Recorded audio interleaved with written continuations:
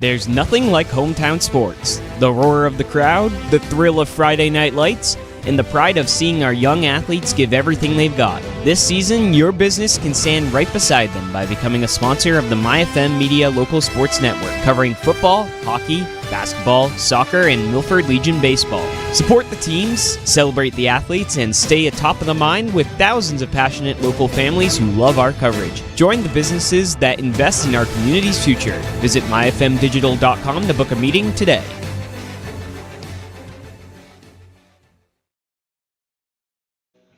It is do or die here at Pheno Field. Welcome, everyone, to the 2026 American Legion Baseball Massachusetts State Tournament on the MyFM Local Sports and Recreation Network, presented by Campers Inn RV, your one-stop shop for RV sales, parts, and service. And here's the situation for today. Milford versus Hyde Park. Milford, the host team and the District 4 champions, up against Hyde Park, the runners-up of District 6. Andrew McCarthy alongside Dylan Patemry. And Dylan, both these teams have one loss over the course of this tournament, so it is win or go home for both of these teams. Yeah, it is, Andrew, and it's a little bit nicer as far as temperature-wise today with the cloud coverage, and obviously we've had some rain. Hopefully holds out enough for us to get this game in, but as you said, it's do or die, and for Hyde Park, this is their first do or die game. They lost yesterday to Franklin 4-2 in the battle between the two teams that were 2-0, and in fact, it was Hyde Park's first loss since July 9th. So we'll see if Milford can maybe catch them off guard coming off the loss with how hot Milford has been in these last two elimination games. This is officially your Milford Legion Baseball pregame show presented by Milford Federal Bank, our community, your bank. Both these teams losing to Franklin over the course of this tournament. Milford losing to Franklin by a narrow 2-1 margin back on Saturday night, opening night of this tournament in the nightcap. And of course, Hyde Park, like you mentioned, Dylan, falling to Franklin 4-2. Last night. Milford, however, has been the story of the tournament since that loss, particularly the offense. 41 runs over the course of their last 10 innings. Both games won via mercy rule. They ended in just 5 innings, a 24-5 victory over Northampton on Sunday, and they followed it up against Leominster, District 4 rivals, and they smoked them 17-0. Yeah, and I think in that Northampton game, I think they definitely exploded. I wasn't too sure what we were going to expect out of a Northampton team, one we hadn't seen before. Obviously, in a state championship, you expect to see nothing but quality. But when you look at yesterday's game against Leominster, a team that all 3 games previously they played have been good close games. One a narrow 2-1 victory. The other one was a close one, though Milford pulled a little bit ahead. And then the state championship game most recently, where even when Milford was pulling ahead, Leominster always had a response back to them. But Milford came out and they just piled on the runs. And then on top of that, Nick Pedroli had an absolute stellar pitching performance. And I think that's been the difference for Milford in this tournament so far, as while their bats have been hot, their pitching has been phenomenal. They do have no Josh Giancola. He pitched in the Franklin game, went past the required number of pitchers. He requires 4 days of rest. This, I believe, is day 3 of those days of rest. Tomorrow will be day 4, weather permitting, of course. And obviously, Nick Pedroli pitching beautifully yesterday. He's unavailable. This is tonight's injury report, sponsored by Milford Regional Medical Center and UMass Memorial Health, serving the greater Milford area and beyond. Not technically injured, but still, you need your days of rest for a pitcher so you don't get injured long term. Yeah, luckily, it doesn't seem like anyone on this Milford roster is injured either, so they're all healthy, other than the fact that they will have 2 pitchers in Pedroli and Giancola who cannot pitch. But Pedroli obviously can still go out and hit the ball if he needs to. And it's going to be Cole McGovern on the mound for Milford this evening as we bring you tonight's starting lineups, brought to you by Consigli Ruggiero Funeral Home, located on Water Street in Milford, serving all faiths. David Consigli, the director. And the road team, once again, is Milford Post 59. They keep losing these coin tosses, but I don't think they're complaining too much considering how the last handful of games have gone while they're the road team, technically. Yeah, maybe they like getting the first bat and applying a pressure to their opposition. So leading off for Milford Post 59 is going to be the designated hitter, Nick Pedroli. He's playing DH today instead of starting on the mound. He's still swinging the bat very, very effectively. Again, the phenomenal pitching day yesterday, including a 4 RBI performance, including 3 base hits, one of them being a 2-run double yesterday. Batting second is the second baseman, Joey McGee. Batting third is the left fielder, Jackson Fournier. Batting cleanup is the first baseman, Gavin Metcalf, 4 for 7 over the course of this tournament. He's been on fire. Batting fifth is the shortstop, Sam Schoenberg. Say that 5 times fast. He's drawn 5 walks over the course of this tournament. He's been very patient at the plate, but just 1 for 6 over the course of this tournament. Ben Majorano is batting 6th. He's the third baseman. Batting 7th is number 7, Matt Pedroli, the center fielder, brother of Nick Pedroli. Matt, who has been arguably the team's MVP over the last 2 or 3 weeks or so. Yeah, for sure. Batting 8th is going to be the right fielder, number 8, Josh Bouchard. And batting 9th, it's Nolan Murray's turn at catcher behind the dish today. And obviously Cole McGovern is starting on the mound for Milford post 59. For Hyde Park, post 78, batting first, leading off is going to be the shortstop, wearing number 5, Tony Faletra. Batting second is the left fielder, number 2, Rocky Van Koski, all-time baseball name there. Batting third is the center fielder, Colin Poach. Batting cleanup is the first baseman, number 22, Carson McCarthy, no relation to yours truly. Batting fifth is the starting pitcher for Hyde Park post 78, Jack Giordano. He's going to be wearing number 4. He'll get the start on the mound, and he's batting fifth. Batting sixth is the second baseman, Richie Curran, wearing number 13. Batting 7th is the third baseman, number 20, Jaden Lopez. Batting 8th, the right fielder, number 25, Kevin Mills. And batting 9th, the catcher for Hyde Park, number 18, Jack Goonan. And, of course, as mentioned previously, Jack Giordano is the starting pitcher for Hyde Park post 78. Yeah, worth noting as well, I did go and look at their previous matchups. There's 3 pitchers unavailable for this Hyde Park team as well, and that's going to be Richie Curran, Jaden Lopez, and Sam Seaton, all going over certain limits which do not allow them to be available today. I believe Sam Seaton, should the tournament for whatever reason get pushed to Thursday, would be available for them. Again, they are going through the required days of rest based off the amount of pitches they threw in previous games. I believe if it's 80 or plus, 80 or more, you're required 81 or more.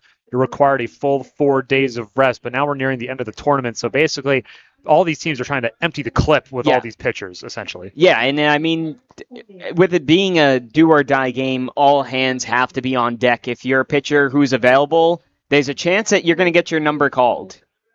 Again, Hyde Park losing to Franklin last night by a score of 4-2. Milford lost to Franklin back on opening night of this tournament. So both these teams with 1 loss, and it is do or die. Win, and you go to the championship round, which should be tomorrow, weather permitting, of course. Right now it doesn't look too good. But if you lose, your season is over. No shot at a state championship, no regional tournament for you, and no chance going to North Carolina for the American Legion World Series. Still a little bit of ways away, but still, you want to stay in the fight. Yeah, exactly. And I think for this Milford team, they're going to have to come out, and they're going to need those bats to stay hot. And you want to try and get that run in the first inning. As we've mentioned, they need to keep the bat swinging and put the pressure on early. Earlier today, I was able to catch up with Milford head coach Steve DeVito in our Coach's Corner, sponsored by Home Field Credit Union. Locations on South Main Street in Milford and in North Grafton. So without further ado, here's Milford Post 59 head coach Steve DeVito. Andrew McCarthy with My FM 101.3. Welcome to the Coach's Corner, sponsored by Home Field Credit Union. Here with Milford American Legion Post 59 head coach Steve DeVito, ahead of their Day 4 matchup against Hyde Park in the American Legion Baseball Massachusetts State Tournament. Coach, after the loss to Franklin on Saturday, this team has exploded offensively. 41 runs over your last 10 innings. What's been the secret to unlocking the white-hot bats? I don't think it's anything secretive. The guys are just going up there, taking good swings on the ball, having good quality at bats. And we've seen it all year from this team. Just getting up there and ripping. And we've got a lot of great hitters in this lineup and a lot of guys who have put together some real quality ABs for us. You have a lengthy list of quality starters who have performed well, especially this tournament, Giancola, Nick Pedroli being a couple of them. How does it affect the rest of the lineup when they know that regardless, whoever's on the mound, they're able to keep this team in the fight? Yeah, absolutely. I mean, they got a great defense behind them. We can swing the bats. I think as a pitcher, that just gives you such a sigh of relief, right? To know that you don't have to be perfect. You don't have to be the guy that's got to pinpoint and, be perfect with every pitch. So we got to hope that, not hope, but believe that our guys are going to continue to do that. And we're excited for Cole McGovern to get the start tonight.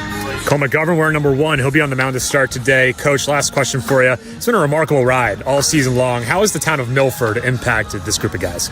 Yeah, it's a great following. We have such a wonderful community atmosphere down here. It starts with our board of directors, our president, Cindy Stulak, does such a great job with, rallying the troops to get everyone down here. Like I said, our board of directors, it's such a team effort. Our interns, social media that we have. I got to give a shout out to my mother-in-law, Linda Keller, who runs a concession stand, best French fries in the East Coast, right? But, it's just such a great group, terrific group of people who volunteer their time and do it for the kids, and that's what this is all about. Can confirm, the French fries are amazing here at Pheno Field. Milford Post 59 versus Hyde Park Post 78. Winner go home elimination game here in day 4 of the American Legion Baseball Massachusetts State Tournament. 4 p.m. first pitch here at Pheno Field. Myself and Don't Pretend on the call on my FM 101.3.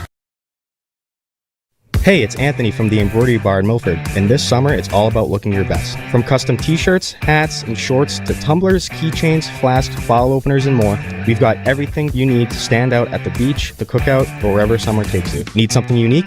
No problem. If you can think it, we can create it. Whether it's for your business, your team, or just for fun, we'll help bring your ideas to life with custom designs that fit your style. Stop by the Embroidery Bar, 189 West Street in Milford, and get ready to make this your best looking summer yet.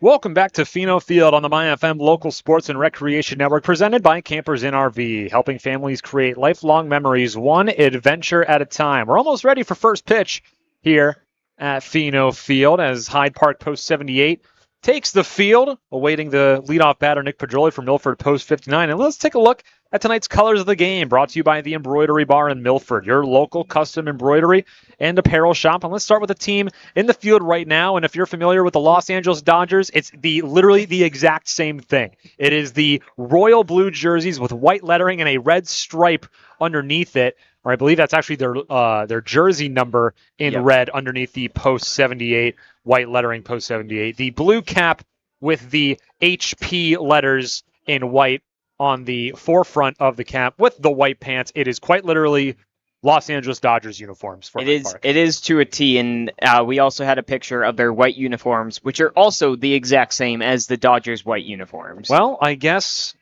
they're looking to replicate some success here. Don't know if we'll have a Shohei Ohtani-esque performance from a guy like Jack Giordano today. He is batting 5th. You never know.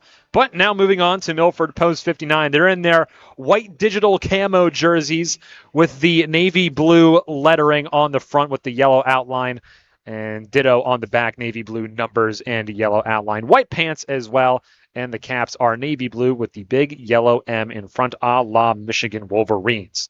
Nick Pedroli stepping into the left-handed batter's box, the designated hitter. 4 for 9 over the course of this tournament. 5 RBI, 4 of them coming yesterday versus Leominster. Scored 3 runs over the course of this tournament as well, drawn a couple of walks. He has been outstanding in the leadoff position for head coach Steve DeVito. Yeah, and there's a reason why he's pretty much been in that starting spot leading off every single game so far this season that he has played in. It's because he knows how to get on base, and he is one of this team's most consistent hitters. Jack Giordano, the lefty pitcher, comes set and releases, and the first pitch hits Nick Pedroli square in the back, right in between the 1 and 3 of 13, and it's a hit by pitch for Nick Pedroli. Well, you take them any way they come. Base runner on base to lead things off here in the top of the first. Yeah, maybe not the most fun place to take it, right on the spine, but, he'll take the first base bag anyways, just one pitch in here. It's going to bring up Joey McGee, 3 for 10 over the course of this tournament. Now the first righty that Giordano is going to be seeing today. The second baseman, 4 RBIs this tournament. First pitch he sees from Giordano is left a bit high for ball 1. Yeah, and as you see from a lot of lefties, is they have that tailing pitch that pulls away from a right-handed batter. Home plate umpire calls time. Not sure. I think the catcher called time. I believe the catcher did call time. He was pointing down to him. Quick timeout. The 1-0 from Giordano. Just catches the upper outside corner. Counts evened up at 1. Yeah, went back with that tailing fastball on the outside. This time just about clips that on the edge. Milford 25-5 after the win yesterday. Meanwhile, Hyde Park with that loss fell to 17-4 this season. Here's the 1-1. Hard hit grounder to Fletcher, the shortstop. Flick to second for one. Relay to first is in time. Joey McGee grounds into a double play. 6-4-3. Just like that, the bases are cleared, and there's two away here in the top of the first. Yeah, great work right there from Giordano to produce the ground ball, and Pedroli didn't really have much of a lead with Giordano staring him down, was never going to break up that double play ball executed to a T. So that hit by pitch for Nick Pedroli doesn't bring any pain to the Hyde Park team, and now Jackson Fournier swings and misses on the first pitch for strike one. Fournier 4 for 11 this tournament, 4 RBIs, 5 runs scored, and drawn 3 walks. Yeah, Giordano went with the changeup that time. Here's the 0-1 from Giordano, and that one plunks him in the back. An off-speed slider gets away from him, and 2 batters have been plunked by Giordano in this top of the first, and now Fournier is on first base. Yeah, it'll be something to look out for. Obviously, though, he's still only thrown the 6 pitches, and Milford produced that double play ball. They'll be looking to execute on these errors a little bit more, though, with Metcalf. Brings up Gavin Metcalf now, takes the first pitch right over the heart of the plate for strike one. Giordano with a little bit of an interesting windup. His arm is almost at a perfect 90-degree angle before he really starts ramping up. Hard hit up the middle, gets past Fletcher into outfield grass. First base hit of the afternoon for Milford. It belongs to Gavin Metcalf. Fournier moves up to second. 2 runners on with 2 gone. Yeah, just another solid piece of hitting. That time just escapes the glove of Fletcher, who can't quite stop it. So now you got first and second, and even though it's a low pitch count, you're starting to get a bit in the head right there now of Giordano. There's one thing that Milford has excelled at all season long. It's 2-out hitting. And man, this man right here, Sam Schoenberg, is looking to do just that. Just 1 for 6 over the course of this tournament. Takes a fastball up high for ball 1 to start. Yeah, Schoenberg could really do with a big hit right here to boost his confidence back up. He is 1 for 6, but he has batted in 5 base runners over the course of this tournament. Takes that one in the same location, ball 2. Yeah, another fastball pulling up high. Just hasn't had quite the command, Giordano, of that fastball yet today. He's also drawn 5 walks this tournament, Schoenberg has. This one up the middle, fielded by Giordano on the comebacker. Easy toss over to first for the 3rd out. 2 runners left stranded. No runs for Milford in the top of the first inning. We're going to come back to Pheno Field after this short break on the MyFM Local Sports and Recreation Network, presented by Campers in RV, your headquarters for camping, road trips, and summer fun.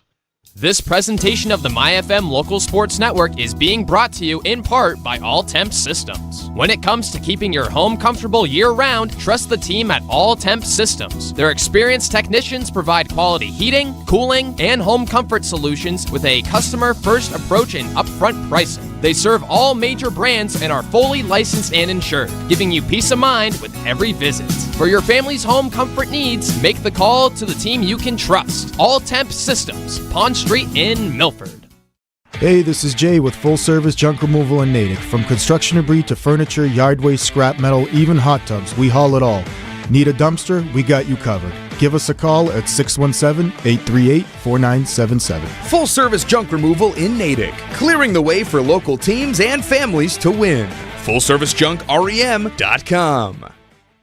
Hey, this is Ray, the owner of Tailwind Tavern and Hopedale Pizza Market. We've got pizza, sandwich, chicken, seafood, and drinks perfect for the whole family after the game. From post-practice dinners to game day nights, make the winning stop. Tailwind Tavern in Hopedale, where families win after the game. Welcome back to Pheno Field on the MyFM Local Sports and Recreation Network, presented by Campers in RV, helping New England families find their away since 1966. And Cole McGovern is now all warmed up on the mound for Milford post 59 this afternoon. Tony Fletcher, Rocky Vankowski, Colin Poach due up to lead off Hyde Park post 78 in this one. And what are you looking at Cole McGovern today here, Dylan, especially with such a good rotation that Milford has been fielding out there over the course of this tournament? Yeah, he's been pretty solid throughout the season. He has a decently high ERA, 4.1. I mean, it's not awful, but I think it was a lot better at the end of the season. He's really started to find his form. He's actually second on the team in strikeouts with 31, only trailing Tyler Ballard, who's got 33. So expect a lot of strikeouts. First pitch to Fletcher is a hard-hit grounder on a 3-hopper to Schoenberg. The shortstop whips it over to Metcalf for the first out. I mean, that's real nice to get you started off, right? You produce a nice ground ball to Schoenberg. He's able to field it cleanly and make the throw. And I'll tell you, we've seen it a couple of times so far through this tournament. This infield grass, there's something about it that produces some weird hops. Schoenberg able to get that last hop that bounced up on him and fielded it cleanly. We've seen it a lot on the left side of this infield as well. Schoenberg at short, Ben Majorano on the hot corner at third base. Rocky Vankowski, a right-handed batter, looking to blow it right by him here with this at-bat. First pitch, and swings over top of it, clips it with the undercarriage for a foul ball. Strike one. Yeah, that fastball was down and in. It was going to be a hard one to bring fair by Vankowski. He was a little early on it, too. That's why I pulled it. McGovern comes set. 0-1. Slider tucks inside, but left a little bit high. Yeah, I think he wanted that one a little more on the outside. Just missed his spot on it. Vankowski really in tight on the plate. Here's the 1-1. Nice fastball for strike two, right down the middle. Yeah, and McGovern's got almost like an overhand type of pitching style where it comes down on you regardless, and he pulled that one down on the outside. 1-2 now for Rocky Vankowski, the left fielder. McGovern delivers. Swing and a miss. Picked up by Murray on the drop third strike. Throw to first is in time. Completes the strikeout presented by Unibank for Cole McGovern, his first one today. Yeah, it was an absolute beautiful position right there. Obviously, you were ahead in the count, 1-2. You could waste a pitch, and he put it down low after you saw that Vankowski swung on that one down low and in. Got him to swing on that one in. A good job by Murray, completing the strikeout with the throw down to Metcalf. So 2 up, 2 down for Cole McGovern, who's thrown just 5 pitches so far. Colin Poach, the center fielder, trying to extend it by any means necessary. McGovern, first pitch to Poach. Curveball left a little bit inside for ball 1. Yeah, it just didn't break in time. It broke at the last second after it already had crossed the plate.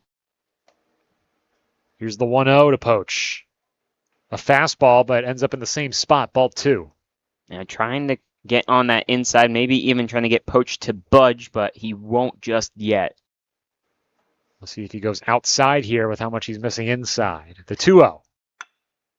Fastball over the heart of the plate, right to Schoenberg. Fields it on the 2-hop, over to Metcalf for the third and final out. 1-2-3 goes Cole McGovern on the MyFM Local Sports and Recreation Network, presented by Campers in RV, your one-stop shop for RV sales, parts, and service. Hey, this is John, owner of Done Right Asphalt Repair. We handle asphalt paving and repairs, seal coating, crack sealing for both residential and commercial properties. We do it the right way. When your pavement needs a comeback, make the smart play. Asphalt done right. DoneRightAsphaltRepair.com.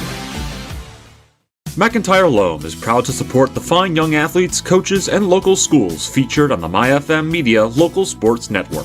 For generations, McIntyre Loam has helped homeowners, landscapers, and communities build from the ground up, providing quality loam, mulch, gravel, stone, and reliable delivery you can count on. It's the same commitment to hard work, teamwork, and doing things the right way that we see every time these local teams take the field. McIntyre Loam, proudly supporting local sports and the communities we call home.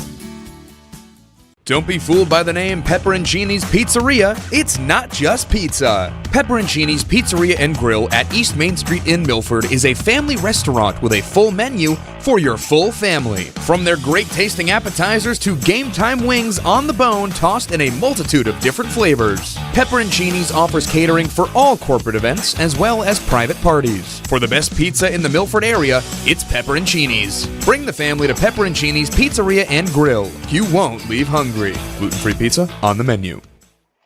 Welcome back to Fino Field. Ben Majorano takes the first pitch, a fastball outside for ball 1, as Jack Giordano now delivers the second pitch of the at-bat. Majorano swings and misses. Count is now even on the MyFM Local Sports and Recreation Network, presented by Campers in RV, helping families create lifelong memories one adventure at a time.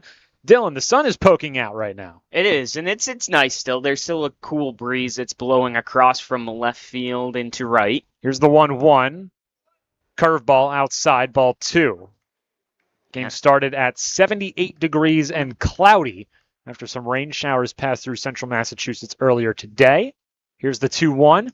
Fastball well outside for ball 3. It got past Goonan, the catcher. Yeah, the one thing I'll say so far from Giordano is he hasn't had ultimate control over his pitches so far, and I'll look to see if Milford can take advantage of that. Here's the 3-1, again outside ball 4, and another leadoff base runner, this time Ben Majorano, who gets issued a walk. First one given out today by Giordano. Yeah, he had 2 hit battersmen in the first inning, both on the first pitches as well. So we'll see. Now Matt Pedroli, he's been hot. He's been missing a lot outside against these right-handed batters. Against lefties, it's inside, and he's been plunking them. This one is poked into right field by Matt Pedroli. Shocker, who else? Advances Majorano over to second. Matt Pedroli now with a base hit single. Yeah, really well done there, and quickly fielded by Mills, who came in on it, having to hold up Majorano at second, but you got first and second on the first 2 batters. Matt Pedroli is just seeing the ball so well. That makes him now 8 for 10 this tournament. He's batting 80%. That's wild. Yeah, he has been perfect, basically, so far.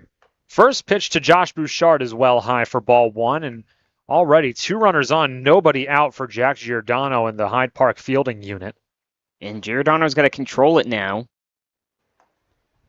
Fastball tailed on the outside corner for strike 1. He doesn't want to get a pass ball, and then you'd have 2 runners in scoring position with nobody out. 20th pitch of the outing for Jack Giordano coming up.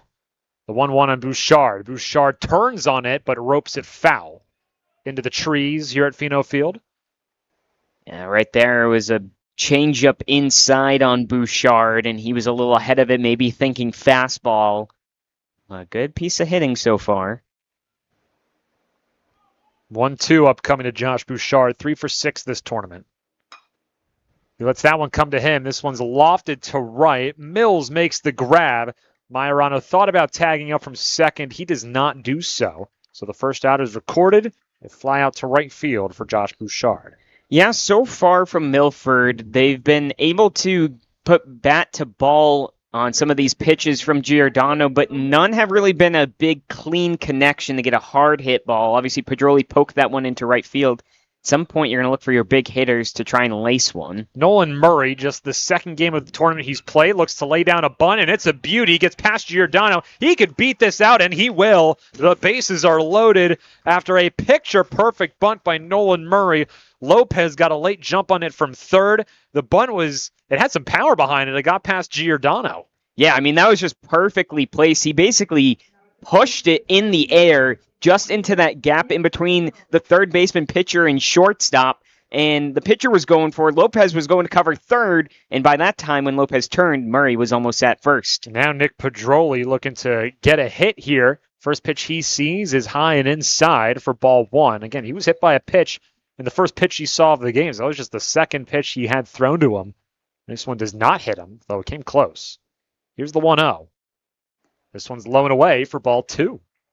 And Giordano struggling with some command to start this game. Yeah, third base and first baseman are in on the grass, and the middle infielder playing double play depth. Well inside for ball 3 on Nick Pedroli. 3-0 count. Yeah, as you mentioned, though, Giordano's struggling to control right now. Bases loaded, 1 out. It's a 3-0 count. Big red stoplight here for Nick Pedroli. Here's the pitch. Inside ball 4. Giordano walks in a run, and that's how Milford gets on the board first. It's 1-0. Yeah, I mean, you take it any way possible, and, a couple of good base hits, including that beautiful bunt from Nolan Murray, which I don't even think he was trying to bunt for a hit. It was more supposed to be a sacrifice bunt to get the runners over, but ends up working in your favor, and now it's 1-0 with 1 down. Joey McGee looking for a different outcome than the double play he grounded into in the first. He fouls off the first pitch he sees towards the concession stand and into the parking lot. Watch out for your cars over there. Make sure you have good insurance. 0-1 now for McGee. This broadcast is not sponsored by Safe Light Repair, Safe Light Replace. Fastball outside, ball 1. Yeah, still struggling. And I would think it's got to be a short leash for Giordano in a do-or-die game if he can't find that location. Here's the 1-1 to McGee. Fastball in there for strike 2. He's had a couple times where he's been able to find that fastball on the outside corner, but other times he's just pulled it a little too high on the battersman. 2-strike count now for Joey McGee. Bases loaded, 1 out. Here's the pitch. Curveball drops too low. Good eye from McGee. Counts evened up at 2. Now 30 pitches for Giordano. Yeah, Milford's getting to him, and it's important here for Milford to put at least 1 or 2 more runs up in this inning with the bases loaded. Here's the 2-2. McGee hits one into right center. Mills tracks it. That ball was curling. Tagging up from third is Matt Pedroli. He will score. A sacrifice fly from Joey McGee makes it 2-0 Milford. Yeah, and it gets the job done. Maybe you would have liked for that one to fall on in, but you get that second run across the board, and that is uber crucial here for Milford. Just like that, Milford doubles their lead. It's now 2-0, and now Jackson Fournier has 2 runners on. It is Murray at second, Pedroli at first. Jackson Fournier was hit by a pitch in the first inning. Now 2-0 Milford. He took that pitch low and away for ball 1. Giordano delivers now. Big swing and miss by Fournier for strike 1. Again, he was thinking fastball, and he got the changeup. He was way ahead of that. Fournier's one of the guys I would think to try and lace a ball. Him and Metcalf are 2 of the bigger power hitters here, though Fournier going lefty-lefty. 1-1. Well outside, skips past Goonan. Both runners advance. Yeah, and that's exactly what Giordano didn't need to happen, is get that ball that gets loose and goes to the backstop. Now, I know there's 2 outs, but you got 2 runners in scoring position. If Fournier can get this one to the outfield and down, it would put up 4 in the inning. Puts Nick Pedroli at second, Nolan Murray at third. Fournier with 4 RBIs this tournament. Could make it 6 with 1 swing. Here's the 2-1. Waves at it and whiffs. Yeah, that was a really nice pitch there from Giordano to put that one down low and outside. You got Fournier to swing on it and evens it up here. Giordano shakes off his catcher. Didn't like the call. Here's 2-2. Down the first base line, but foul. And pitch was close. Fournier had to protect. He doesn't want to strike out in this big situation. He wants an opportunity to put a lot of pressure on Hyde Park here. Keeps himself alive.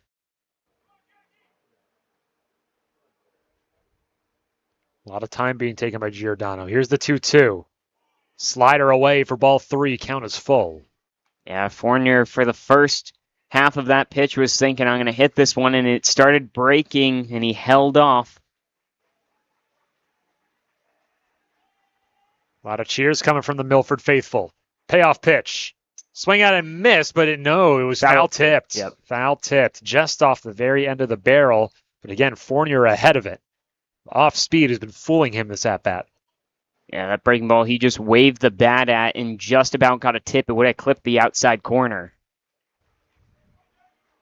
See if Giordano goes back to the off-speed. Fastball gets him looking. Strike 3 presented by Unibank. First strikeout today by Jack Giordano. It strands 2 base runners, but Milford is able to get 2 across. They lead 2-0. Into the bottom of the second we go at Pheno Field on the MyFM Local Sports and Recreation Network, presented by Campers in RV, your headquarters for camping, road trips, and summer fun. This presentation of the MyFM Local Sports Network is being brought to you in part by Oliva's Market Catering and Gourmet Gift Shop, providing quality products and exceptional service to the greater Milford community. Oliva's will make your party one your guests will never forget. Whatever your special occasion may be, a stop at Oliva's Market Catering and Gourmet Gift Shop is a must. And try Oliva's homemade sausage. Oliva's Market Catering and Gourmet Gift Shop, the freshest cold cuts in town.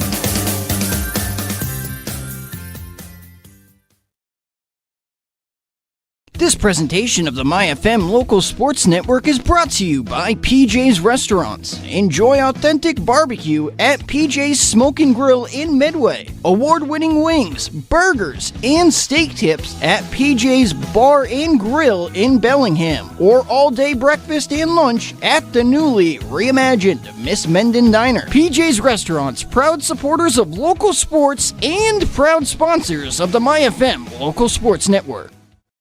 Hi, I'm Chris Foley, president of Unibank. Beyond banking transactions, Unibank's mission is to serve the Central Mass community through our philanthropic efforts. The more checking and savings accounts that you entrust to us, the more we're able to give back to nonprofit organizations. We have 14 convenient locations across the Central Mass region, and switching to us is an investment in your local community. Member FDIC, Equal Housing Lender, NMLS number 583135, unibank.com.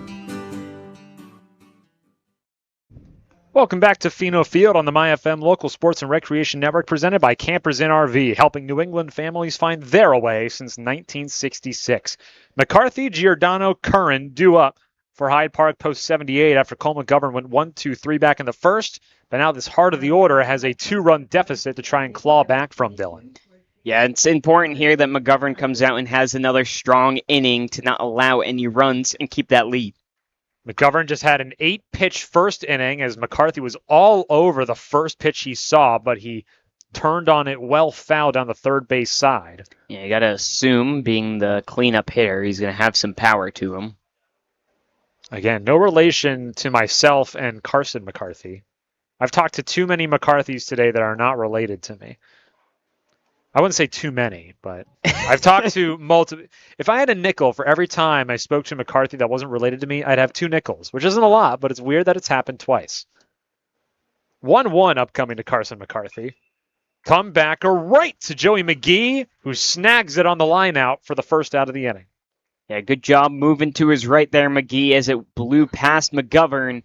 He's able to make the nice play. Again, McGovern's working efficiently, picking up right where Pedroli left off yesterday, as well as Wajda, who cleaned up the inning, I think, in 7 pitches yesterday. Indeed. Wajda is available to pitch today. First pitch to Jack Giordano, the starting pitcher, is spiked about 1.5 feet in front of Murray in the dirt for ball 1. The other thing, too, we had seen Ballard coming into close games, and if he stays below 30, he could still pitch tomorrow as well and start. The 1-0 to Giordano. Comebacker almost fielded behind the back by Cole McGovern. It splits Schoenberg and McGee up the middle for a single for Jack Giordano. First base hit of the ball game for Hyde Park. Well, McGovern does play his fair share of third base as well. He just stuck that glove behind his back, and it actually went between the glove and his rear end and got through into the outfield. It was real close to being an ESPN top 10 play. It missed his glove by maybe an inch or 2. Brings up Richie Curran with 1 away and a runner on first in Giordano. First pitch to Curran is well inside for ball 1. Believe this is the first lefty they've had up as well, if I'm not mistaken. You could be correct. I don't quite remember. Very jumpy is Giordano at first. He started to take off, but Curran fouls it off for strike 1. Counts even. Yeah, I think he wanted to go. He was trying to guess the pitch from McGovern, and then he went too early. He started to go back, and then as soon as McGovern continued through, then he started taking off once again. It's now 1-1 for Richie Curran. Giordano with a 2.5-step lead from first. McGovern quickly steps off. Doesn't throw over to first, just keeping Giordano honest. Still 1-1 for Curran. Milford up 2-0 in this ball game. Here's the pitch. Fastball's a beauty for strike 2. Yeah, and you could see right there on that pitch, obviously McGovern took a little bit more time, and in fact, he shortened his release time from the windup and the rotation to get the ball to the plate quicker. Here's the 1-2. Poked into left. Foul by Curran to stay alive. And McGovern's keeping with that quicker rotation into home plate to try and prevent Giordano from stealing a free base. Metcalf available for the pickoff attempt. McGovern sets. Winds and fires, and a pitch out. Almost. Looked like one. Yeah, I'm not sure if that was an intentional pitch out right there. I think that one just slipped out of McGovern's hand and started to tail away. Good job popping up, though, by Nolan Murray. Counts now 2-2 for Richie Curran. Slider goes low. Full count now. McGovern having trouble putting away Curran. I will say it's important, though, for McGovern here. There's a good chance that Giordano might take off for him to focus on the batter and try and get this batter out for the second out of the inning. 20th pitch of the outing for McGovern. Payoff pitch. Runner does go. Swing and a miss for strike 3. Throw down to second is in time. What a double play. What a strikeout by McGovern, brought to you by Unibank, followed up by an even better throw behind the dish by Nolan Murray, gunning down Giordano at second, caught by Schoenberg, who placed the tag. That's going to do it for the bottom of the second inning on the MyFM Local Sports and Recreation Network, presented by Campers Inn RV, your headquarters for camping, road trips, and summer fun. Looking for a new ride? Make your next stop Milford Auto Mall. Now proudly serving customers from their new location on Route 140 in Hopedale, right next to Milford Tire and Service. Family owned and operated, Milford Auto Mall offers a great selection of quality used cars, trucks, and SUVs with friendly, hassle-free service. Whether you're buying your first vehicle or upgrading your current ride, Milford Auto Mall is here to help. Visit them today on Route 140 in Hopedale and Does Milford Federal have solutions for my business needs? If you're talking to banks about your commercial lending needs, then let Milford Federal be part of the conversation. Whether you're purchasing property, expanding your business, or refinancing debt, setting up the right financial structure is key to long-term success. Their commercial lending team will work with you to understand your current objectives, define your future goals, and recommend a solution that's tailored to your business. Call Milford Federal Bank at 508-381-5208. Our community, your bank. Member FDIC, Equal Housing Lender, NMLS number 465956.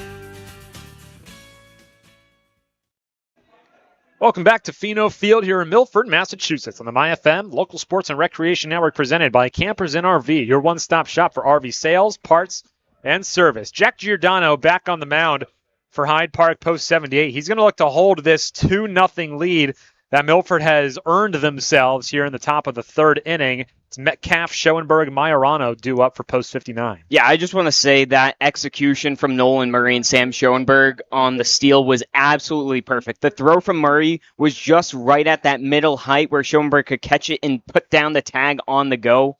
Beautiful double play that ended up happening. First pitch to Metcalf is up and outside for ball one. Scoreboard's having some technical difficulties in right center field here at Pheno. Here's the 1-0. Make that 2-0 as that one skips in the dirt. That's right. We can keep track ourselves here. I'm not good at keeping track of the count. I keep a book, but I don't keep track of balls and strikes.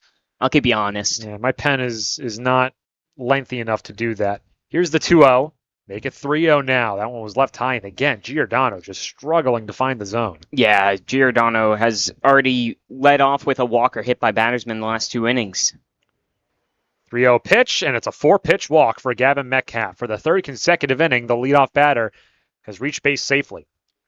Yeah, I mean, at some point you got to have a conversation, and I think that might be what's going on right here now as the coach comes down out. Whether or not they're going to pull him or not is another situation. Hyde Park head coach is Nick Nasuti. He's assisted by John Burns, Mike Seaton. Dennis Roach is the team manager. Not quite sure who this is coming out to talk to his pitcher, Giordano. We'll see if he gives the ball up or not. But 3 consecutive innings that the leadoff batter has reached base safely. Already Hyde Park down 2-0. And I think they are going to make the call to the pen and bring someone in. That might be Rocky Vankowski. Yeah, it looks like he's coming in from left field. Let's see if they're going to officially give up the ball or not. I don't think you'd call in your left fielder if you're not going to go ahead and have him pitch. No, the other 2 outfielders, Poach and Mills, are staying in the outfield. I'm trying to confirm the jersey number if it's number 2 in the royal blue and white. And he's blocked by a teammate, and someone else is coming off the field, but it is not Jack Giordano. Looks like that's Richie Curran, the second baseman. So I'm trying to... Or no, we're just getting a glove change here?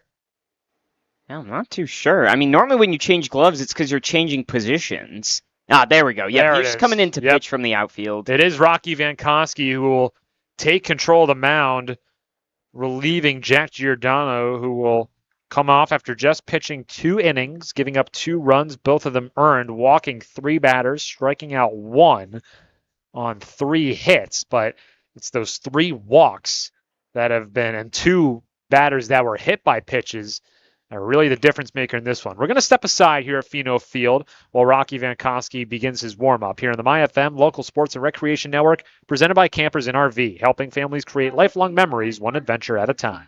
Does Milford Federal have solutions for my business needs? If you're talking to banks about your commercial lending needs, then let Milford Federal be part of the conversation. Whether you're purchasing property, expanding your business, or refinancing debt, setting up the right financial structure is key to long-term success. Their commercial lending team will work with you to understand your current objectives, define your future goals, and recommend a solution that's tailored to your business. Call Milford Federal Bank at 508-381-5208. Our community, your bank.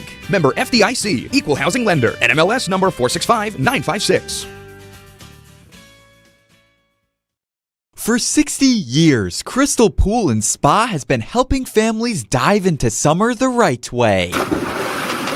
From pool openings and water care to pumps, filters, liners, and robotic cleaners, we have everything you need to get your pool ready for a season of fun. Stop by Crystal Pool and Spa in Bellingham, your hometown pool experts for 6 decades and counting. Crystal Pool and Spa, 60 years of making summers better.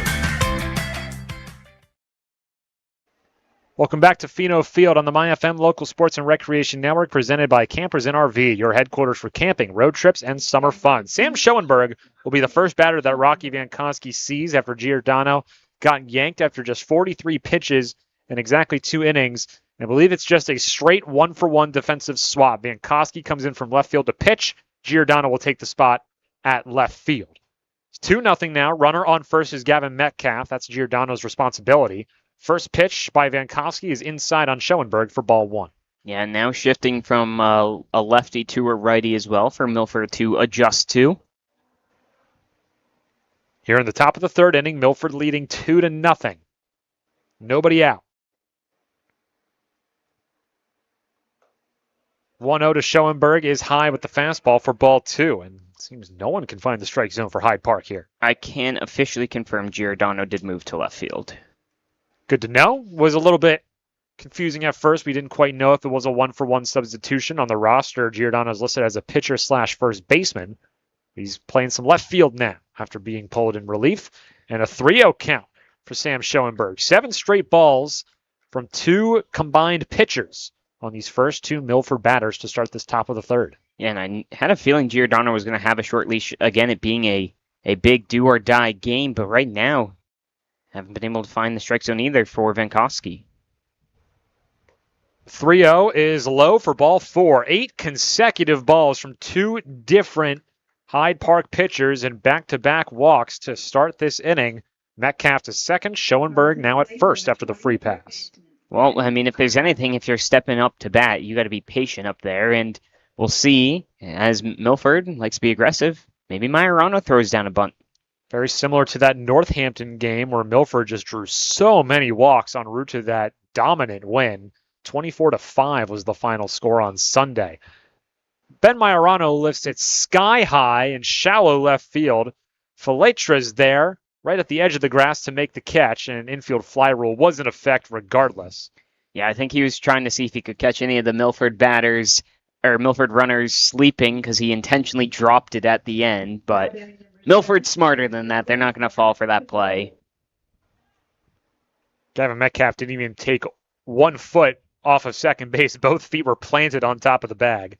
It's going to bring up Matt Pedroli, who singled in the 2nd inning, who has been on fire. Be careful now if you're Hyde Park and Rocky Vankowski. Here's the first pitch to Matt Pedroli. Good discipline to lay off for ball 1 on a low fastball. Yeah, Pedroli wanted that one, but he knew last minute just to pull out of the way and hold that bat back up. Runners on first and second. Get Metcalf on second, Schoenberg on first. Here's the 0-1 to Matt Pedroli. Low and away, ball 2. The sun once again peeking out from the clouds, showing itself. Not as overcast as it was throughout the majority of the day. Majority cloudy, but a couple of spots for the sunshine to poke through every now and then.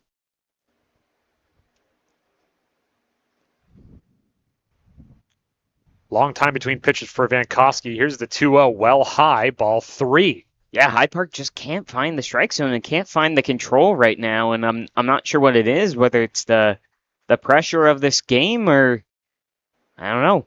He just seems kind of out of it right now, Vankowski. 7 pitches, all balls for Rocky Vankowski.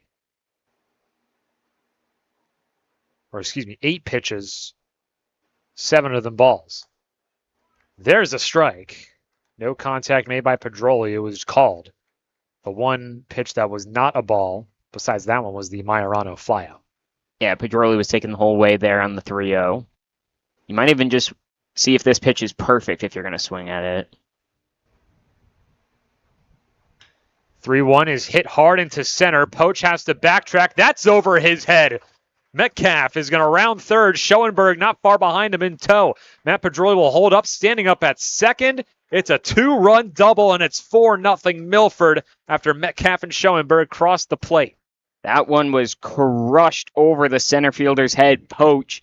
And at first, Metcalf was getting ready to maybe have to tag up, but as soon as he saw Poach turn around, he was on his horse. Schoenberg was right behind him. He had seen a similar situation to that earlier in the season, but this time both crossed the plate with no problem. So Jack Giordano's final stat line is 2 innings pitched, 3 hits against, 3 runs, all of them earned because the Metcalf run was Giordano's responsibility.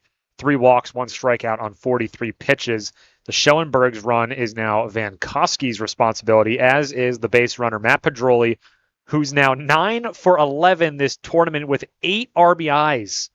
Yeah, it's insane. First pitch to Bouchard, skips in the dirt for ball 1.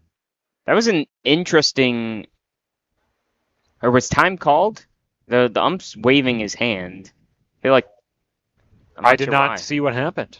No, the count is reset. I think he did call time before the pitch was let go. So no ball on that pitch. It is 0-0 count for Josh Bouchard. Here's the official first pitch of the at-bat. Low and away for ball 1. Yeah, I was going to say, because when coming off the mound there, Vankowski almost looked like he changed up his step to home and looked like he almost sidearmed it. So I was like, what happened right there? Bouchard, who flew out to right first time up, takes a big hack and misses all of it for strike 1, evens up the count. And now Vankowski's trying a new strategy. He's catching the ball at the front of the mound and then walking himself around to try and slow things down and reset himself. Try and get himself into somewhat of a groove. The 1-1 to Bouchard. Again, waved at on a low and away slider. Thing of beauty from Vankowski. That was real nice from him. Yeah, and with how the control has been from these Hyde Park pitchers, Milford can't be gifting them strikes like that.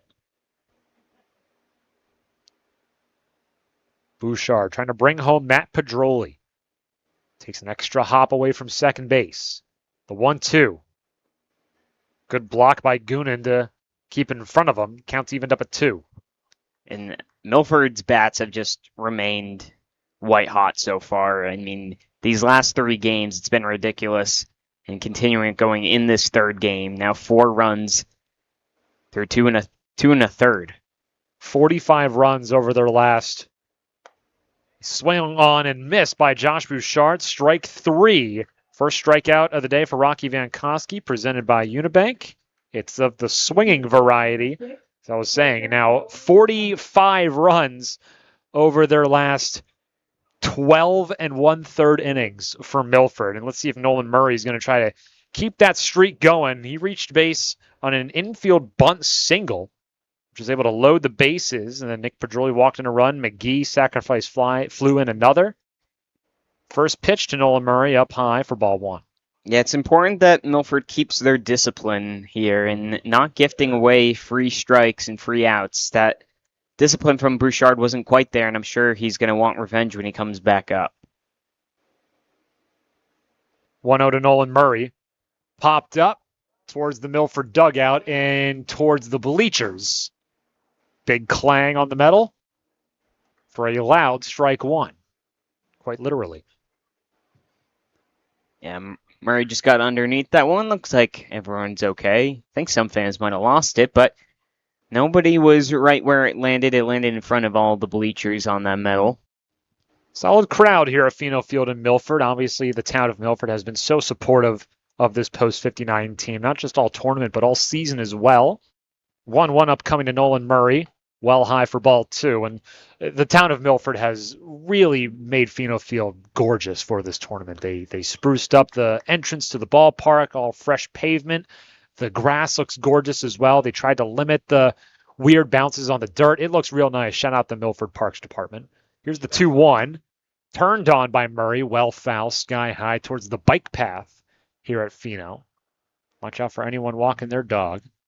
Yeah, Milford has shown it all year, and I mean, it's really just been over the year after year that Milford continues to show out. Always one of the best Legion programs there is, and they do everything for this team, and there's such a rich history involved in Milford Legion baseball. 97th season of Milford Legion baseball. The 2-2 upcoming to Nolan Murray. Foul tipped, caught, strike 3. Second strikeout for Rocky Vankowski, presented by Unibank. Ends the inning. Matt Pedroli is left stranded at second, but he hit a 2-run double to double the Milford lead. It's 4-0, post 59. En route to the bottom of the third, we go on the MyFM Local Sports and Recreation Network, presented by Campers in RV, helping New England families find their way since 1966. Hello, my name is Nicole Consigli-Comishlian, and I am co-owner of Consigli Ruggiero Funeral Home alongside my father, David Consigli. For over the past 75 years, we have been serving the greater Milford community as a family-owned and operated funeral home. We specialize in pre-planning and ensure that your needs are met one family at a time. We are here to ensure your last memory remains a special one. Please contact us at 508-473-0513 to let us assist you during this difficult time.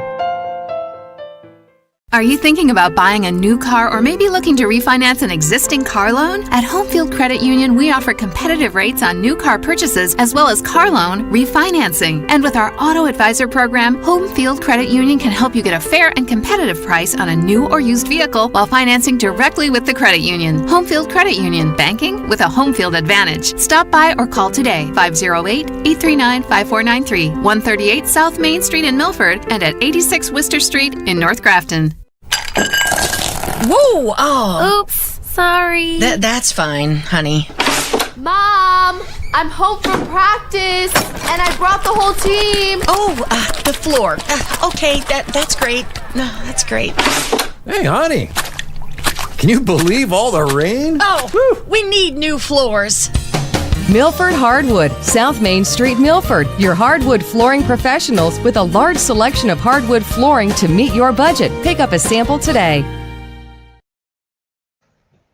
Welcome back to Pheno Field on the MyFM Local Sports and Recreation Network, presented by Campers in RV, your one-stop shop for RV sales, parts, and service. Cole McGovern has gone 1-2-3 each of the first 2 innings, so he's dealing with the bottom of the order here. Jaden Lopez, Kevin Mills, Jack Goonan, and due up for Hyde Park post 78 here in the bottom of the third inning, and the mountain to climb just keeps getting steeper for them. It does, and Milford's done a good job of building upon their lead, and they're going to look to continue to do that, and McGovern's going to look to keep on dealing up there on the mound. Going to deal with Jaden Lopez, the third baseman, class of 2025, finished up his freshman year of college most recently, graduate of Concord Carlisle High School. Took the first pitch for strike 1. Second pitch is fouled off for strike 2 quickly. Lopez down 0-2 in the count to McGovern. Yeah, again, McGovern is working efficiently, and he has picked right up where this pitching has continued to go, and it's been a strength for Milford all season long. Pitch 23 of the outing for Cole McGovern. A little bit of a jam shot, but it bloops into right field. Fair ball over the head of Joey McGee, and sometimes it's better to be lucky than good. Lopez gets a base hit single there to lead things off. Yeah, I was just about to say it's a lucky blooper right there for Lopez. He has to protect that ball's inside. It was a nice pitch from McGovern. Just unfortunately, it takes the trajectory over Metcalf's head and falls into right field. The type of hits I'd be getting while playing on Legend difficulty on MLB The Show. Up against Randy Johnson in Diamond Dynasty. You got a 102 fastball up and in. You're not going to hit anything there. Kevin Mills ropes one into right center field. Bouchard tracks it down, makes the catch. Jordan Lopez, long ways away from first base, but Bouchard was a long ways away from the infield, so Lopez scurries back in time after the F9. Yeah, Bouchard kind of started heading towards his right to that ball, and then he had to start heading backwards, and so Lopez thought maybe he's not going to get to this ball. Started to run towards second, was about 2/3 of the way there, but Bouchard's able to make the catch over the head for out number 1. Good piece of hitting by Kevin Mills, an unfortunate result, but I think if you're the head coach of Hyde Park right now, you would have loved to maybe work that at bat a little bit more. We'll see what Jack Goonan can do. The catcher, the 9-hole batter, takes the first pitch, a fastball up high for ball 1. Well, and that's where things in baseball, they always even out. You got the lucky hit from Lopez, and then you have that solid piece of hitting that turns out to be an out. Counts now 1-0 for the catcher. Runner on first is Lopez. Fastball just misses the outside corner for ball 2. Yeah, that one was really close right there. It almost tailed back in, but just missing on the outside. Goonan with somewhat of an open stance. Very open. 2-0, fouled off behind him for the first strike of the at-bat. Yeah, again, attacking back inside on the right-handed hitters, jamming him up. Jack Goonan, one of 2 Goonan brothers on this team. Brother Ryan, currently on the bench right now. He's listed as a pitcher/first baseman. Expect he'll be prepared to come in should he be ready. Takes that slider in the dirt for ball 3. It's now a 3-1 count. Yeah, just down low. A good job holding off there.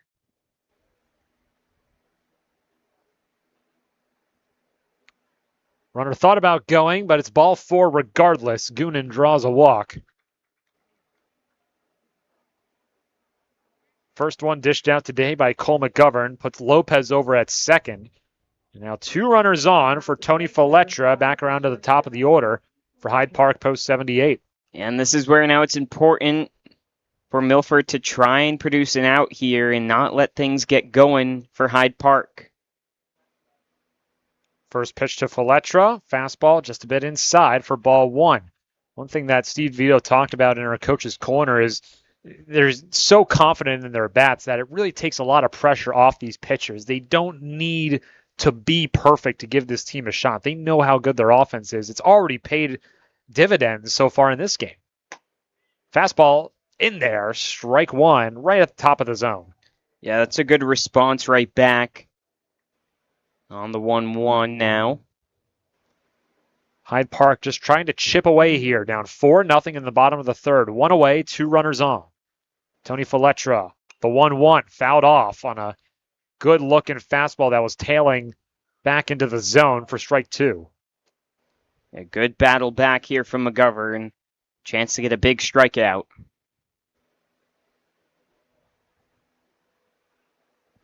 McGovern taking his time. Now he comes set. The 1-2 delivery. Skipped in the dirt. Murray with the block.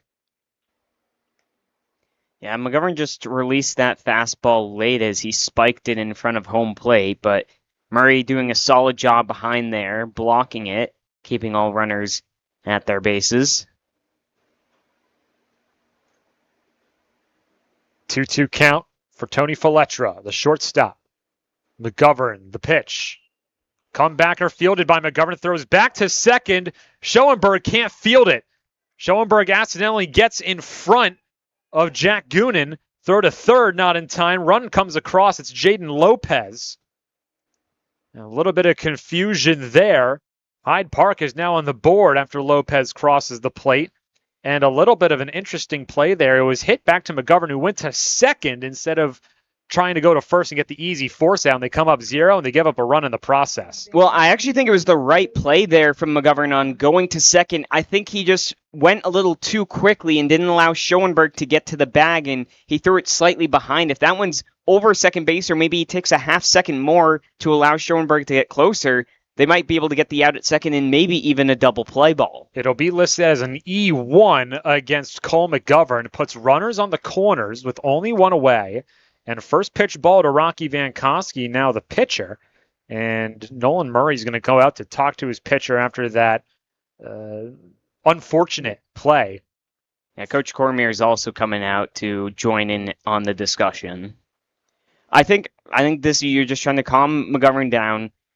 It's only 1 run right now. The importance is to get this next out here, and you don't want to allow too much. That runner on third, there's a decent chance that he might come in to score, but even if it's 4-2, you still give your team a chance. It's important not to allow any more than at least that one run to come across the board in this inning. Yeah, it would have been a double play ball, and that ball back to Cole McGovern, thrown back to Schoenberg, probably hurried up the throw a little bit too much to gun down that lead runner. The throw was behind Schoenberg, went into outfield grass. It allowed Goonan to go up to third base, allowed Tony Faletra to reach first base on an error. So now runners on the corners, one gone, in a 4-1 ball game that Milford leads. Rocky Vankowski in a 1-0 count. Cole McGovern trying to escape the jam he's put himself in. That one swung on by Vankowski, found on the third base line for strike one, evens up the count. On the other side, from the Hyde Park perspective, this is now your opportunity to pounce and cut into this Milford lead. An error produces the inning to keep on going. Let's see if they can get a couple extra runs across the board. 1-1 inside. It nicked him. It clipped Vankowski. It's going to load the bases now. Faletra moves to second. Vankowski just gets clipped on the inside arm. That's his left arm, to be exact. Now the bases are loaded for Colin Poach. The tying run now at first base. Yeah, McGovern's been doing really well at those pitches on the inside. This time, it just about touches off of Vankowski's arm. It barely looked like it moved, but it did hit him, and now a dangerous situation for Milford. Vankowski on first, Faletra on second, Goonan on third. Poach at the plate. First pitch he sees. Slider is a thing of beauty for strike one.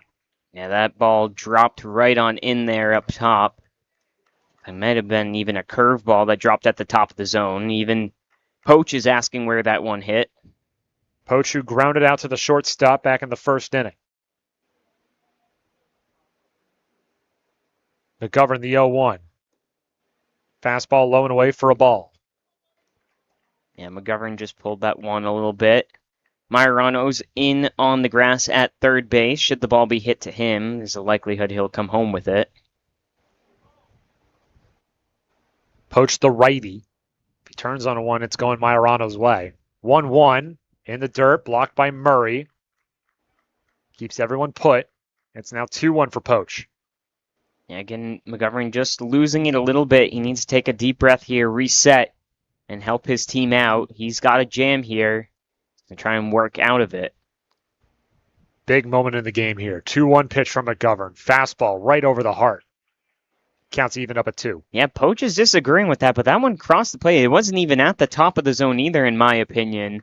But he's in disagreement over that one. Poach is a little bit of a taller human. He's 6'1", so the top of the zone reaches a little bit higher than most other batters in American Legion.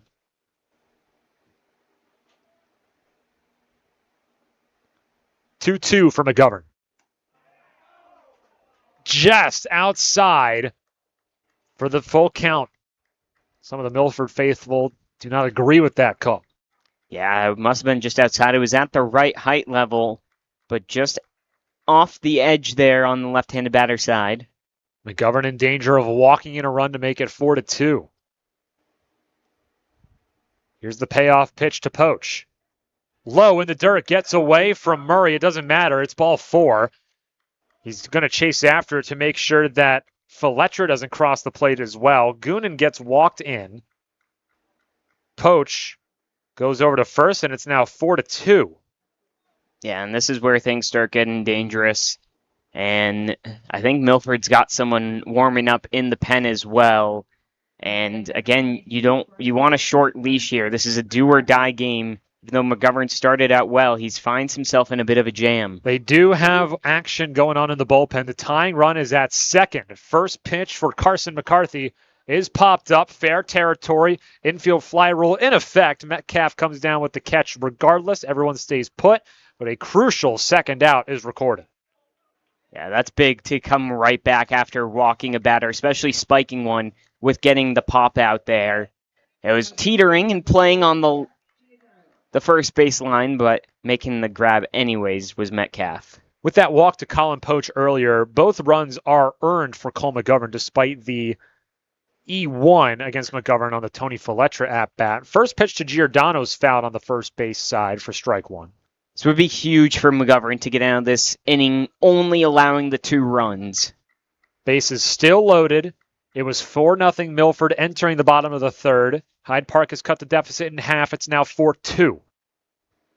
And Giordano trying to make up for the runs he gave. Sliders down low for ball one. It all started with a Jayden Lopez single. Then 2 batters later, Jack Guna was walked. Tony Feletra reached via an error and allowed Jayden Lopez to come home to the plate. Rocky Vankowski was hit by a pitch. Poach was walked, and that made it 4-2. That one's hit sky high by Giordano in the infield. Schoenberg's underneath it. He makes the catch for the third and final out. Only 2 runs given up by Cole McGovern, but he leaves the bases stranded while loaded.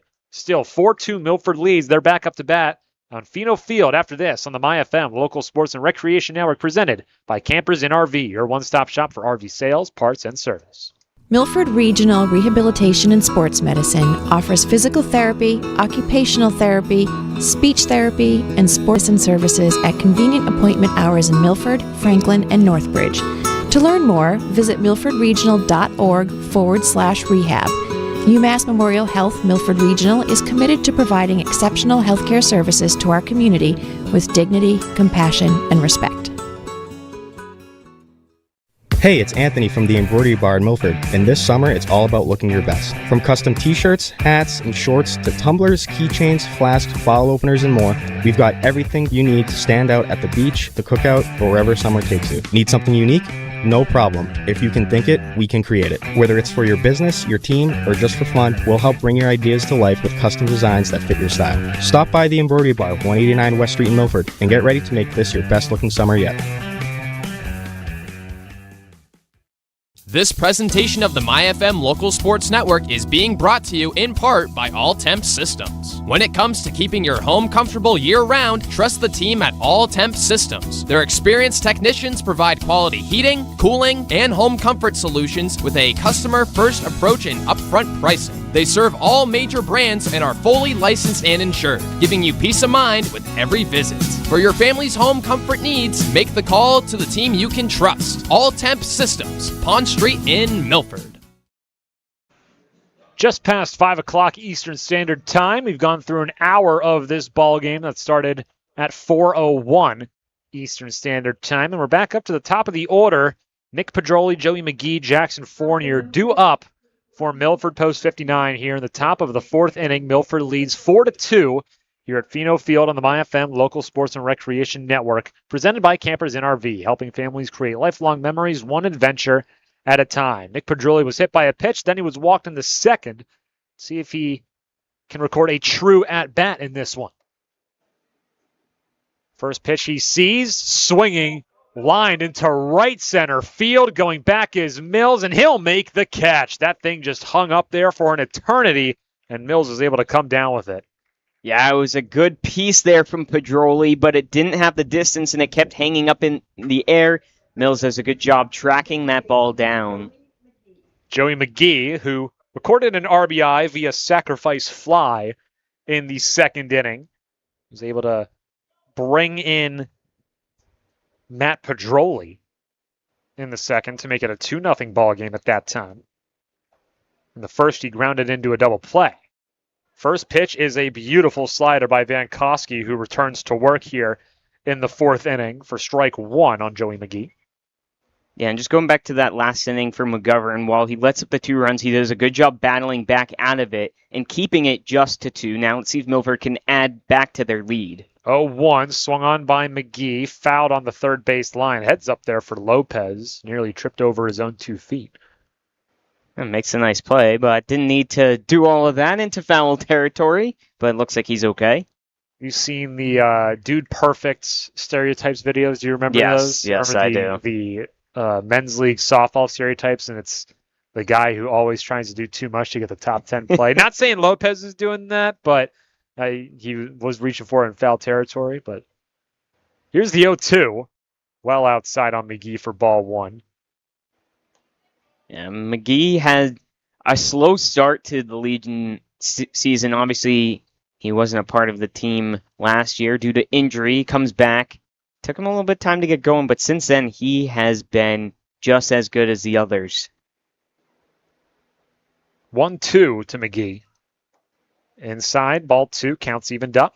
Him and Sam Schoenberg have been a dynamic duo in the middle infield. They play both sides of that middle infield. Usually as Schoenberg gets short and McGee over at second, but every now and then DeVito will swap the two. Yeah, they're both capable of playing either one.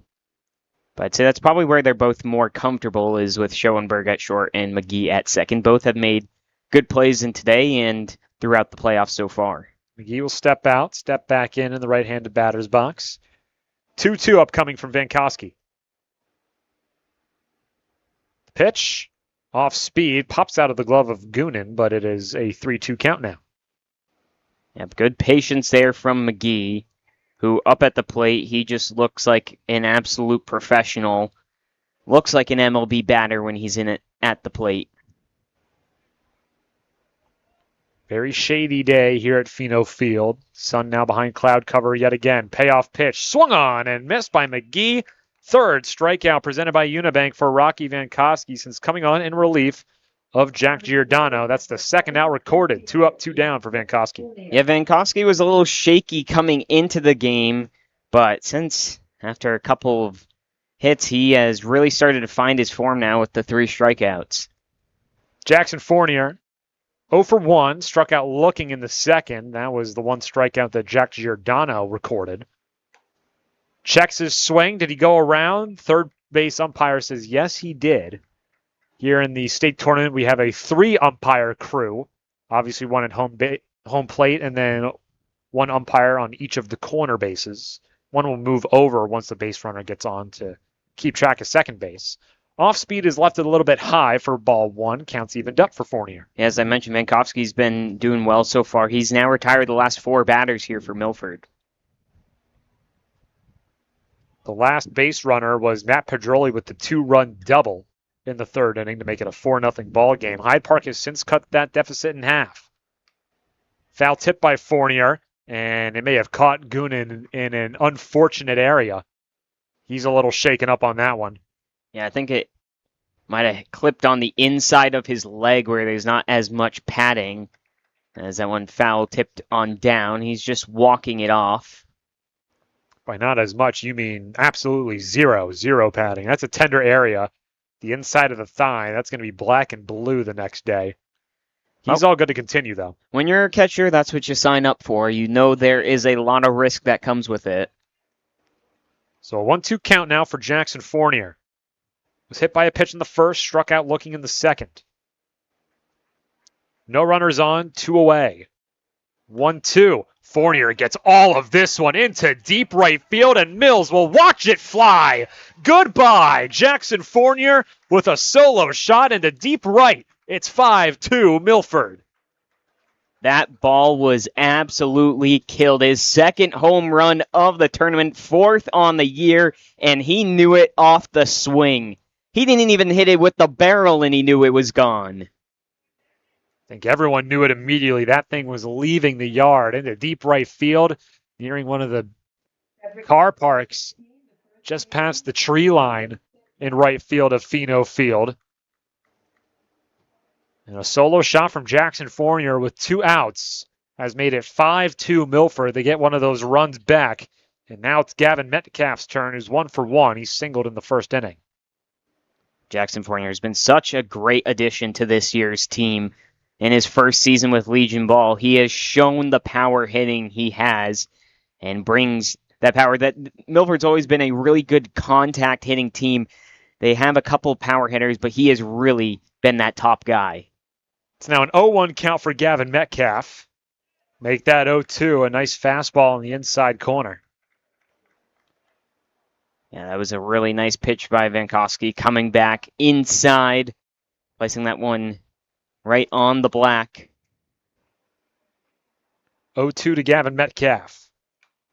Just reaches out and pokes it foul to stay alive. Yeah, that one was going to be close as it was tailing away, and he just wanted to keep it alive. You don't want to get that called 3rd strike. You want to try and keep things going. again, that home run, continuing with Milford's theme of 2 out RBIs and keeping the flow going.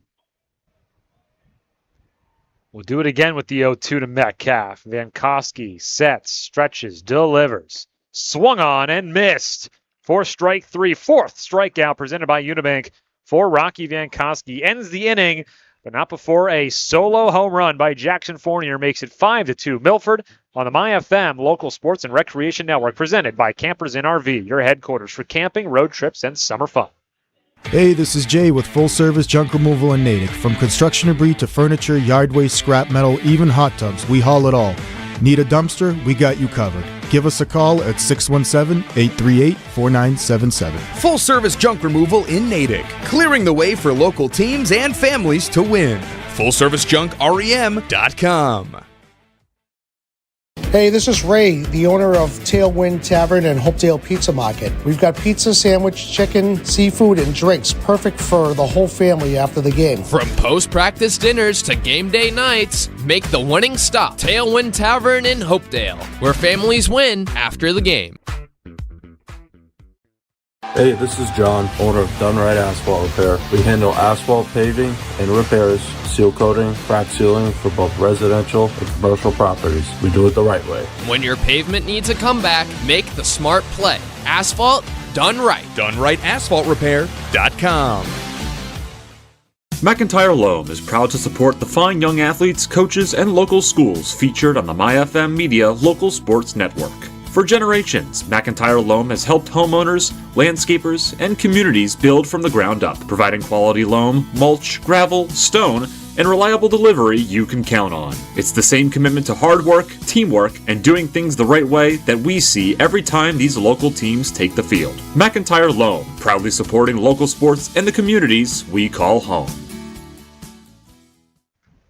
Richie Curran is leading off the bottom of the 4th for Hyde Park on the MyFM Local Sports and Recreation Network, presented by Campers Inn RV, helping New England families find their way since 1966. First pitch from McGovern to Curran is down low for ball 1. It's Curran, Lopez, Mills due up for Hyde Park. I think it's going to be a short leash here for McGovern, but see if he can maybe bounce back this inning and give you at least one more out of him. This one's poked into left field. Fournier trying to track it, and it's a fair ball. It gets past Jackson Fournier, who thought that was foul. He's going to get to it. Schoenberg puts his arms up to say it's a dead ball. Either way, Richie Curran is in there with a leadoff double. Yeah, that one's unfortunate right there. I think Fournier kind of started to give up on that ball as it was heading towards the left field line, and it bounces right in front of him, and then it takes that weird bounce to the left and goes towards the fencing and closing this field in. And so Curran takes advantage and heads down to second base. Third base umpire had a clear view of it. He called it immediately. That's a fair ball. And a tough bounce for Jackson Fournier in left field. And another weird hit for Hyde Park gives Richie Curran a leadoff double. This one's hard hit by Jordan Lopez. That gets through Schoenberg, who is squared up in front of it. He's going to quickly pick it up and throw to third. It's not fielded by Majorano. Curran's in safely at third. Lopez is in at first, and just like that, runners on the corners, nobody out for Hyde Park, looking to storm back down 5-2 in the bottom of the 4th. And you got to feel bad there for Cole McGovern, because that's another play that Schoenberg should probably make, that he tries to go backhand on and ends up going underneath the glove, and then his throw to third, he could have had Curran thrown out, but the throw was just off target. Brings up Kevin Mills now. The next pitch will be pitch number 50 for Cole McGovern in this afternoon's outing. It's a fastball just outside for ball 1. 2 runners on. It's Curran at third, Lopez at first.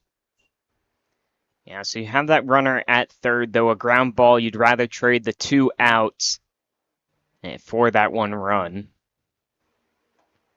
1-0 is well high and outside for ball 2, and McGovern's starting to lose some command a little bit after a strong first 2 innings.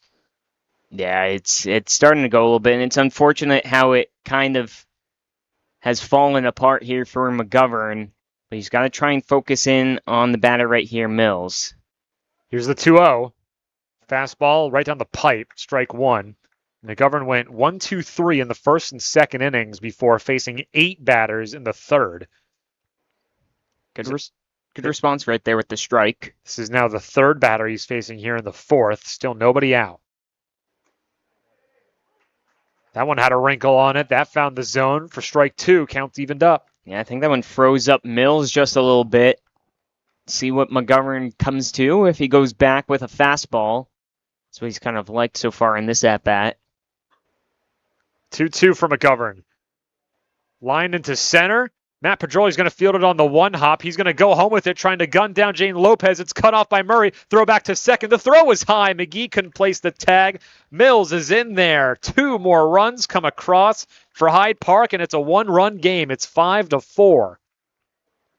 Yeah, it was a well-hit ball, and it was kind of awkward for Pedroli. He wanted to leave enough space. They did appeal to third. They did say he is safe. He did go in time and tag up.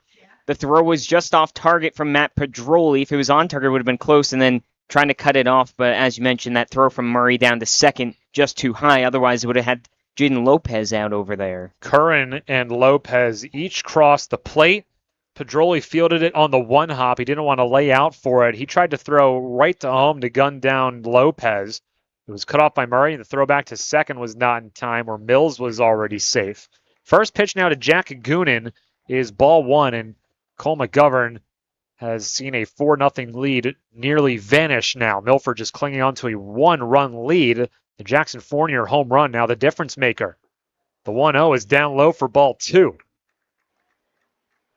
And Coach DeVito is running out to go have a talk with McGovern. And McGovern working a little bit too quickly through pitches. We saw earlier between innings that Brady Wajda was the man who was warming up in the bullpen. And let's see if this is when he's starting to come out here. I believe he's still working in the bullpen as head coach Steve DeVito is talking to both McGovern and Murray on the mound. The rest of the infield is still in their usual positions.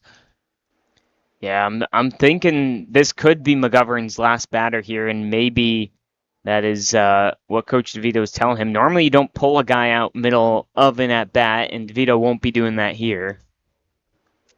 Jack Goonan is the tying run at the plate currently. Or excuse me, Kevin Mills is the tying run on second base currently. Mills hit the sac fly. Right? Jack Goonan's at the plate. No, it wasn't caught. Yeah, it was. It was caught? It was a sac fly. Then what did I miss? I don't know. What did you miss? I had Richie Kern and Jaden Lopez both score on that one. No. Kern scored from third. Lopez advanced from first to second. I'm way off. I saw Matt Pedroli hold up, and I thought that ball landed in front of him. I looked down for a split second, and I missed everything. My apologies, folks. Kevin Mills is out on an F8. Richie Curran was able to go home on the sac fly. Jaden Lopez tagged up from first and went to second on the throw. Yes. Okay, now I'm caught up. So 1 away. Chopper right back to McGovern.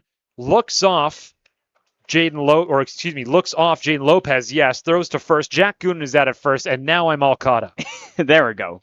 All good now. Yeah, so it's 5-3, so it's a 2-run lead for Milford. Indeed, 2-run lead for Milford. It is 5-3, not 5-4. Let's ignore the last 90 seconds of my commentary. It was awkward, though, because Matt Pedroli was trying to leave enough space so that he could catch it and throw. That's why he caught it so low. See, that's what I thought. I thought he was laying off so he didn't have to lay out for it and potentially have it go by him.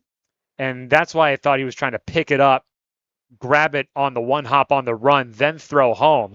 That ball's in the dirt, nearly gets past Murray. Lopez stays put at second. Yeah, Fletcher trying to keep this thing going. He reached on an error last inning.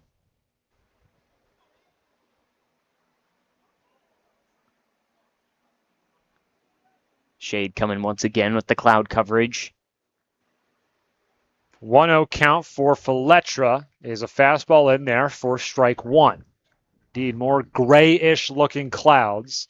And no rain on the forecast quite yet. Right. Last time I checked, it wasn't coming back till 11 o'clock at night. Here's the 1-1.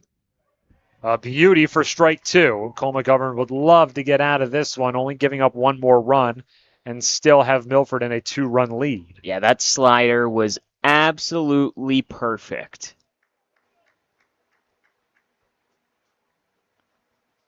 The 1-2 swung on and missed by Feletra. It was dropped by Murray. Throw to first in time for the third strikeout presented by Unibank for Cole McGovern today.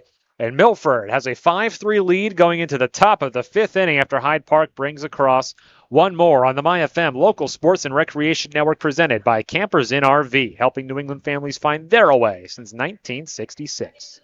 Don't be fooled by the name Pepperoncini's Pizzeria. It's not just pizza. Pepperoncini's Pizzeria and Grill at East Main Street in Milford is a family restaurant with a full menu for your full family. From their great tasting appetizers to game time wings on the bone tossed in a multitude of different flavors. Pepperoncini's offers catering for all corporate events as well as private parties. For the best pizza in the Milford area, it's Pepperoncini's. Bring the family to Pepperoncini's Pizzeria and Grill. You won't leave hungry. Gluten-free pizza on the menu. This presentation of the MyFM Local Sports Network is being brought to you in part by Oliva's Market, Catering, and Gourmet Gift Shop, providing quality products and exceptional service to the greater Milford community. Oliva's will make your party one your guests will never forget. Whatever your special occasion may be, a stop at Oliva's Market, Catering, and Gourmet Gift Shop is a must. And try Oliva's homemade sausage. Oliva's Market, Catering, and Gourmet Gift Shop, the freshest cold cuts in town.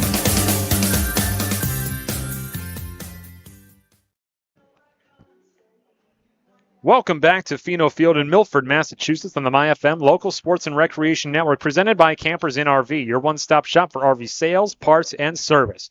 Schoenberg, Majorano, Matt Pedroli due up for Milford here in the top of the fifth inning. They got a 2-run lead to work with. They scored 2 in the second, 2 in the third, added 1 more in the fourth thanks to a Jackson Fournier solo shot home run. Rocky Vankowski is going to return to work. He's been pitching pretty well since coming on in relief of Giordano, Dylan. Yeah, I mean, other than that solo shot that he gave up to Fournier, which was absolutely smashed, he has looked real strong. I mean, 4 strikeouts. Sam Schoenberg, 0 for 1 today, drew a walk in the third, eventually would cross home plate thanks to a Pedroli 2-run double. First pitch swinging, fielded cleanly by Lopez on the one hop. Throw to first is in time. 1 pitch, 1 out for Vankowski here in the fifth. Yeah, that's him continuing his flow. And might have mentioned when Fournier was up to the plate, I intentionally mentioned that Vankowski had retired the last 4 batters, trying to intentionally imply announcer's jinx. Announcer's jinx works quickly. And now Ben Majorano, also 0 for 1, was walked in the second, flew out to the shortstop. Back in the third, a pop fly. Gets all of this one into deep left field now. Giordano trying to track it, and he can't get it. It's over his head. Majorano is going to coast into second base with a double.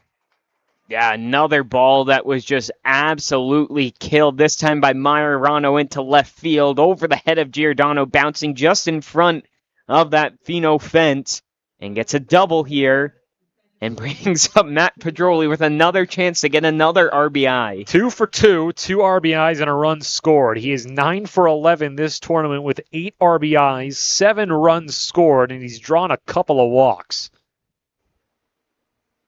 Let's see what he can do here. A single and a double already today. First pitch he sees from Vankowski is in the dirt for ball 1. And Majorano's got a lot of speed, so really anything into the outfield would allow him to score. We know how aggressive Steve DeVito is when sending runners around third. The only person who'll probably tell to hold up is Gavin Metcalf. Everyone else, he's sending. The 1-0 is inside, right at the shins for ball 2. Worth noting now, it looks like the entire outfield is playing pretty deep, trying to keep everything in front of them. Seems Rocky Vankowski, who's pitched really strong since coming on in relief, he's just given up a couple of deep balls that have given some trouble to Hyde Park. Here's 2-0. Now 3-0. The only hits he's given up were a double to Matt Pedroli, a home run to Fournier, and a double to Ben Majorano. Yeah, all really big hits for this Milford team, and now 3-0 to Matt Pedroli. Fastball just below the knees, ball 4, a 4-pitch walk for Matt Pedroli. He'll take that all day long. And he has earned a lot of respect now from pitchers alike, not wanting to give him anything to hit with how dangerous he is at that plate. Josh Bouchard looking for his first hit of the ball game. He's 0 for 2, has not reached base yet, a flyout and a strikeout today. 2 runners on, 1 out. Here in the top of the fifth, Milford with a 2-run lead, 5-3. First pitch low and away outside ball one. And they're trying to drive up this pitch count of Vankowski, who's up to 41 pitchers now. Yeah, Bouchard looking to have a better disciplined at-bat than his last, where he swung at 2 balls to complete the strikeout.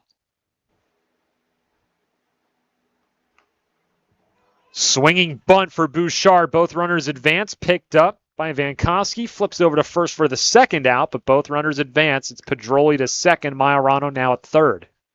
Yeah, just barely came off the end of the bat right there. A slow roller on the grass towards the first baseman, but not enough. A good job getting off his mound, Vankowski, and making that throw over.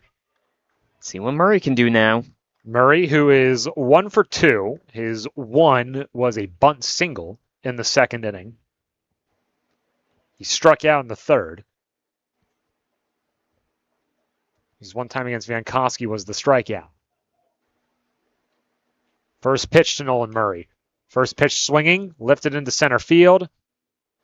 Poach is there to make the catch for the third out. 2 runners in scoring position left stranded by Milford. They're clinging on to a 2-run lead. Hyde Park looking to close the gap. Bottom of the fifth. Coming up next on the MyFM Local Sports and Recreation Network, presented by Campers NRV, helping families create lifelong memories, one adventure at a time.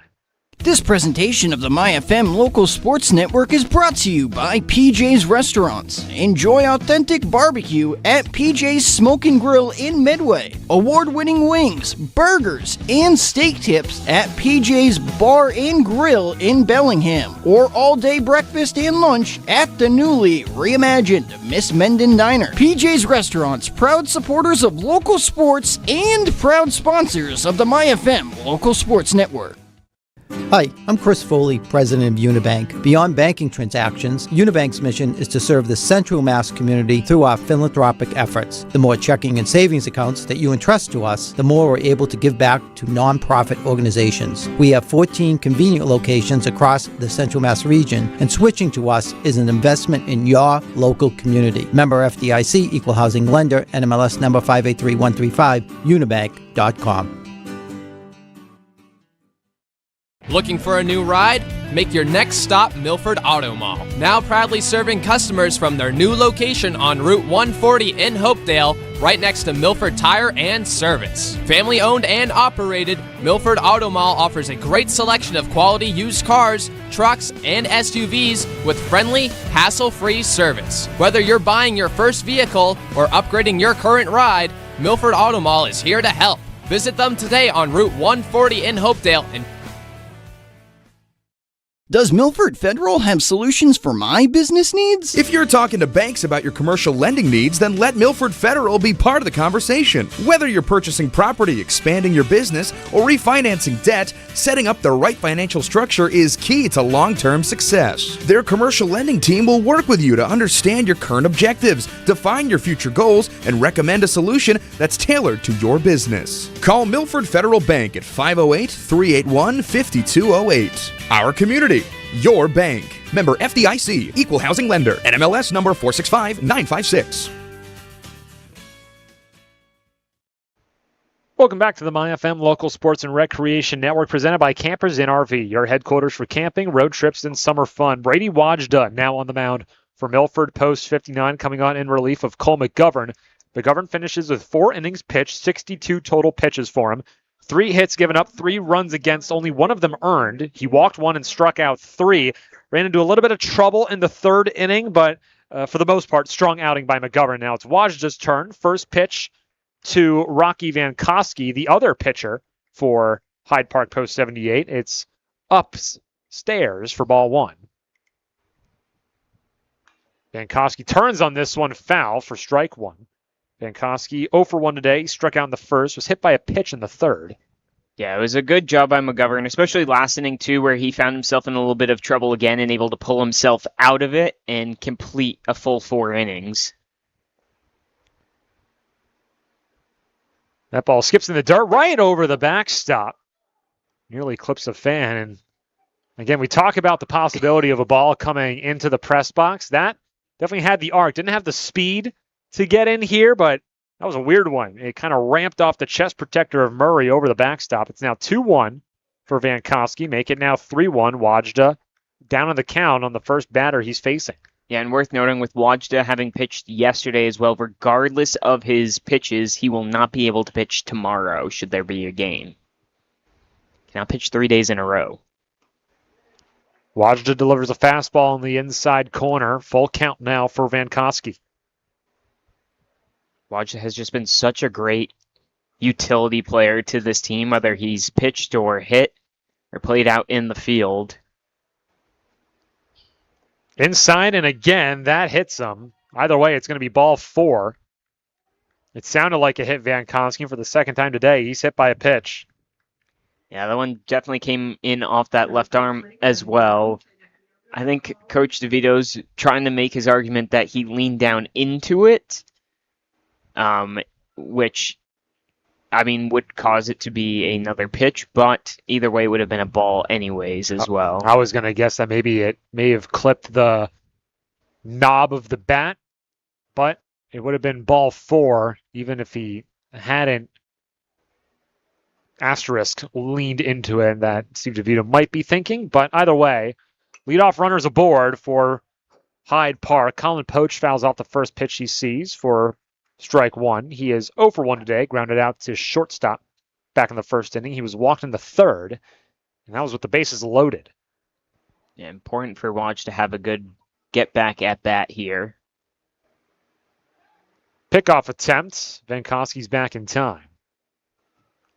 The throw from Wajda was a little high anyways, even if it would have been in time. Love for Wajda to eat some innings here, Milford would. 0-1. Swung on and missed by Poach for strike 2. Yeah, it was a really nice fastball for Wajda there inside. Even if contact was going to be made by Poach, it would have jammed him up. An absolute beauty from Wajda. Looking for the first out is Brady Wajda since coming on in relief. 0-2. Fouled off. We'll do it again. And Poach just staying alive right there. Going down to get that one and fouling it off. But still 0-2. Just clipped with the end of the barrel. Vankowski leads from first. Wajda delivers. Off speed. What a beauty of a pitch. That curveball was perfect for strike 3 presented by Unibank. Yeah, Poach couldn't believe it. And now the ump is actually coming and talking to Poach.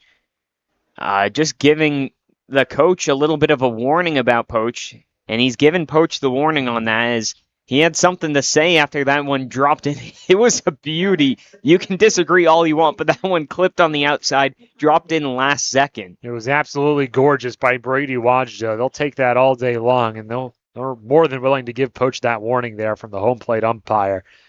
Now 1 away. Runner on first is Rocky Vankowski, and now Carson McCarthy, who's 0 for 2 today, is looking for his first time reaching base safely in this ball game. We'll see if Wajda can reply back with some nice pitching once again as he gave to Poach.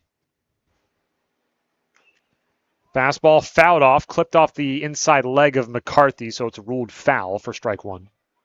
Yeah, dead ball was called. Even though Murray went in chasing it, just in case. You never know what could happen. First of 2 American Legion baseball games here at Pheno Field today. This being the opener. Second one, undefeated Franklin taking on Sandwich for the second time this tournament. Regardless of the outcome between Franklin or Hyde Park, someone would have had to face a team for the second time this tournament. Curveball by Wajda down low on McCarthy for ball 1. Counts evened up. And the weird thing, too, is that even if Franklin loses, they're still alive in the tournament. Indeed they are. They are undefeated 20-0 this season, have not lost over the course of this year nor this tournament. Fastball outside for ball 2 on McCarthy. But should Franklin win later, the winner of this game, right now currently tracking to be Milford, would have to beat Franklin twice tomorrow. 2-1. Hit hard into center field. Matt Pedroli watching it all the way through into his glove for the second out. And what a great response so far from Brady Wajda after giving up what would have been a walk, but is a hit by pitch. Same result. Coming back and getting a nice strikeout looking, and then a fly out to center field. Jack Giordano, who was the starting pitcher for Hyde Park, now is the left fielder since Vankowski is taking pitching duties for Hyde Park post 78. Runner on first is Vankowski, 2 away here in the bottom of the 5th. Hyde Park still down by 2, 5-3 the score. First pitch to Giordano is down low for a ball. And there's a lot of pitchers that do this for this Milford team, but Wajda particularly, whether he's starting or coming out of the pen, he does exactly the same thing, attacks these batters. The 1-0 is at the knees for strike 1. And just a nice fastball, a great location there from Wajda. He has been locating perfectly.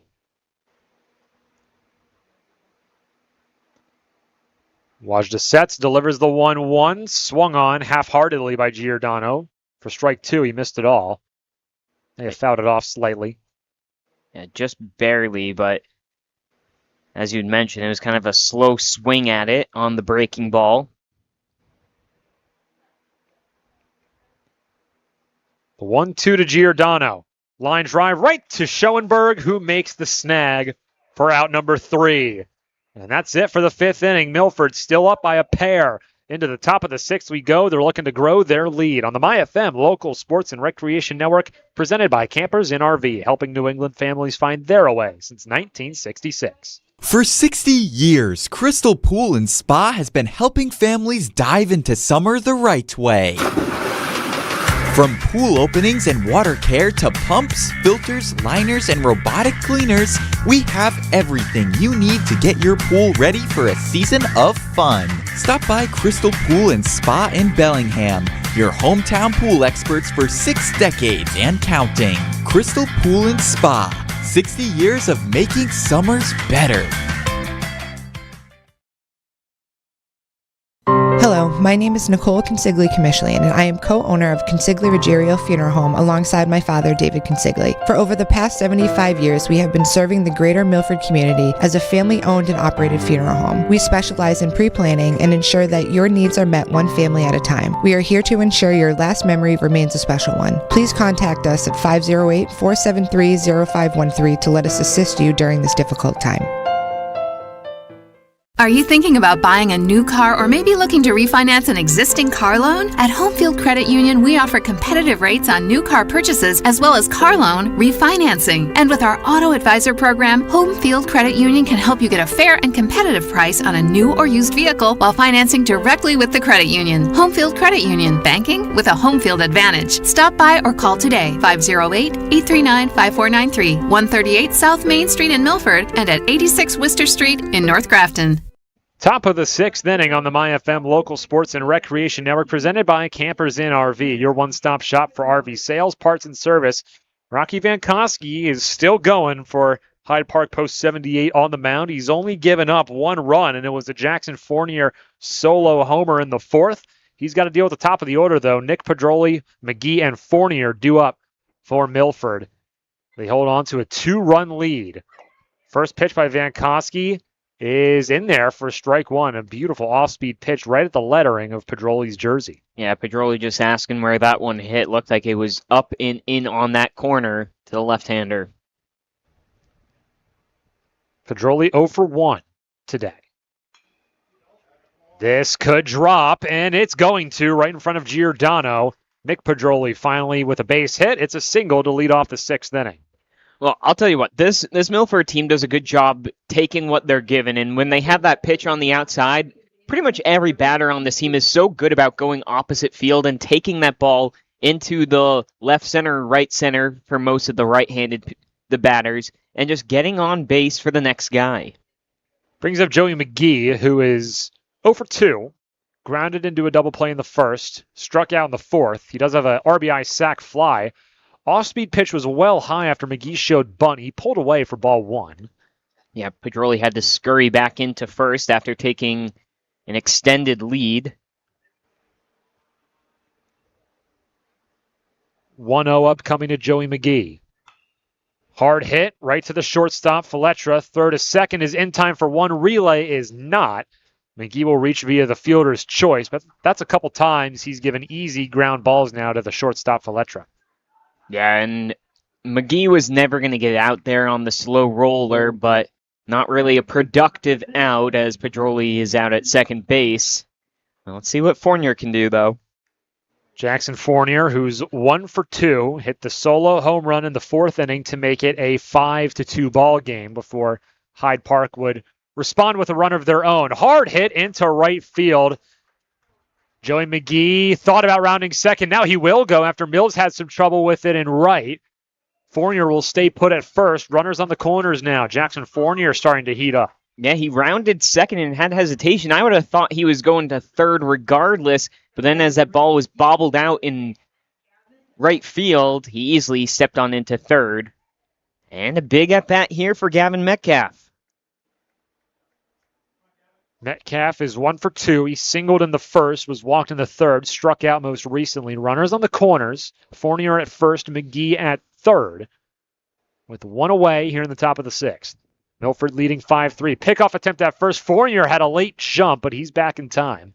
Yeah, they caught him leaning the wrong way. He's just about able to get that arm in safely.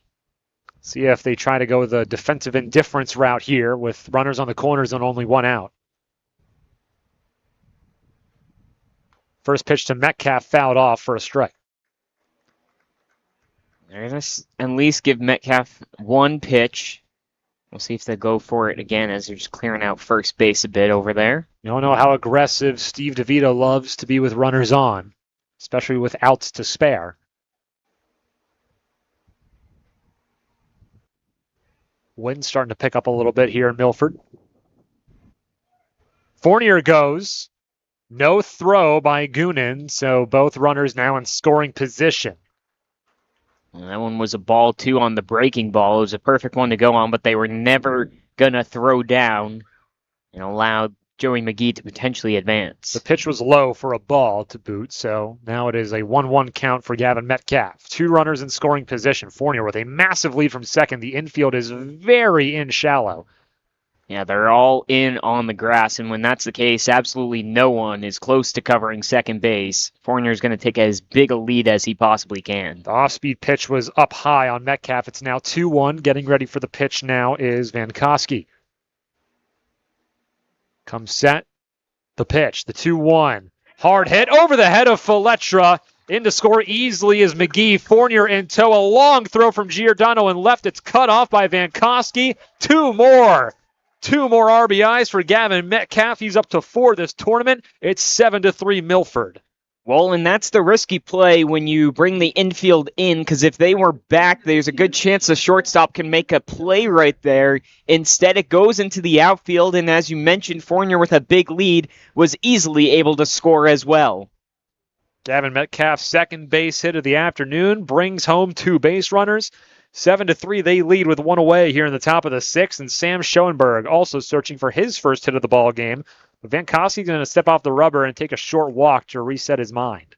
Yeah, Milford able to get back that 2-run lead, or 4-run lead, excuse me. Schoenberg pops it up behind the backstop foul for strike 1. Yeah, that one came a little bit too inside off the inner part of the bat. Despite Schoenberg's struggles with base hits, he's now 1 for 8 over the course of this tournament. He still has 5 RBIs this tournament and has drawn now 6 walks. Well, yeah, he just can't quite find that green grass, but he's able to produce productive outs and he's disciplined at the plate. He won't swing at those balls. 0-1.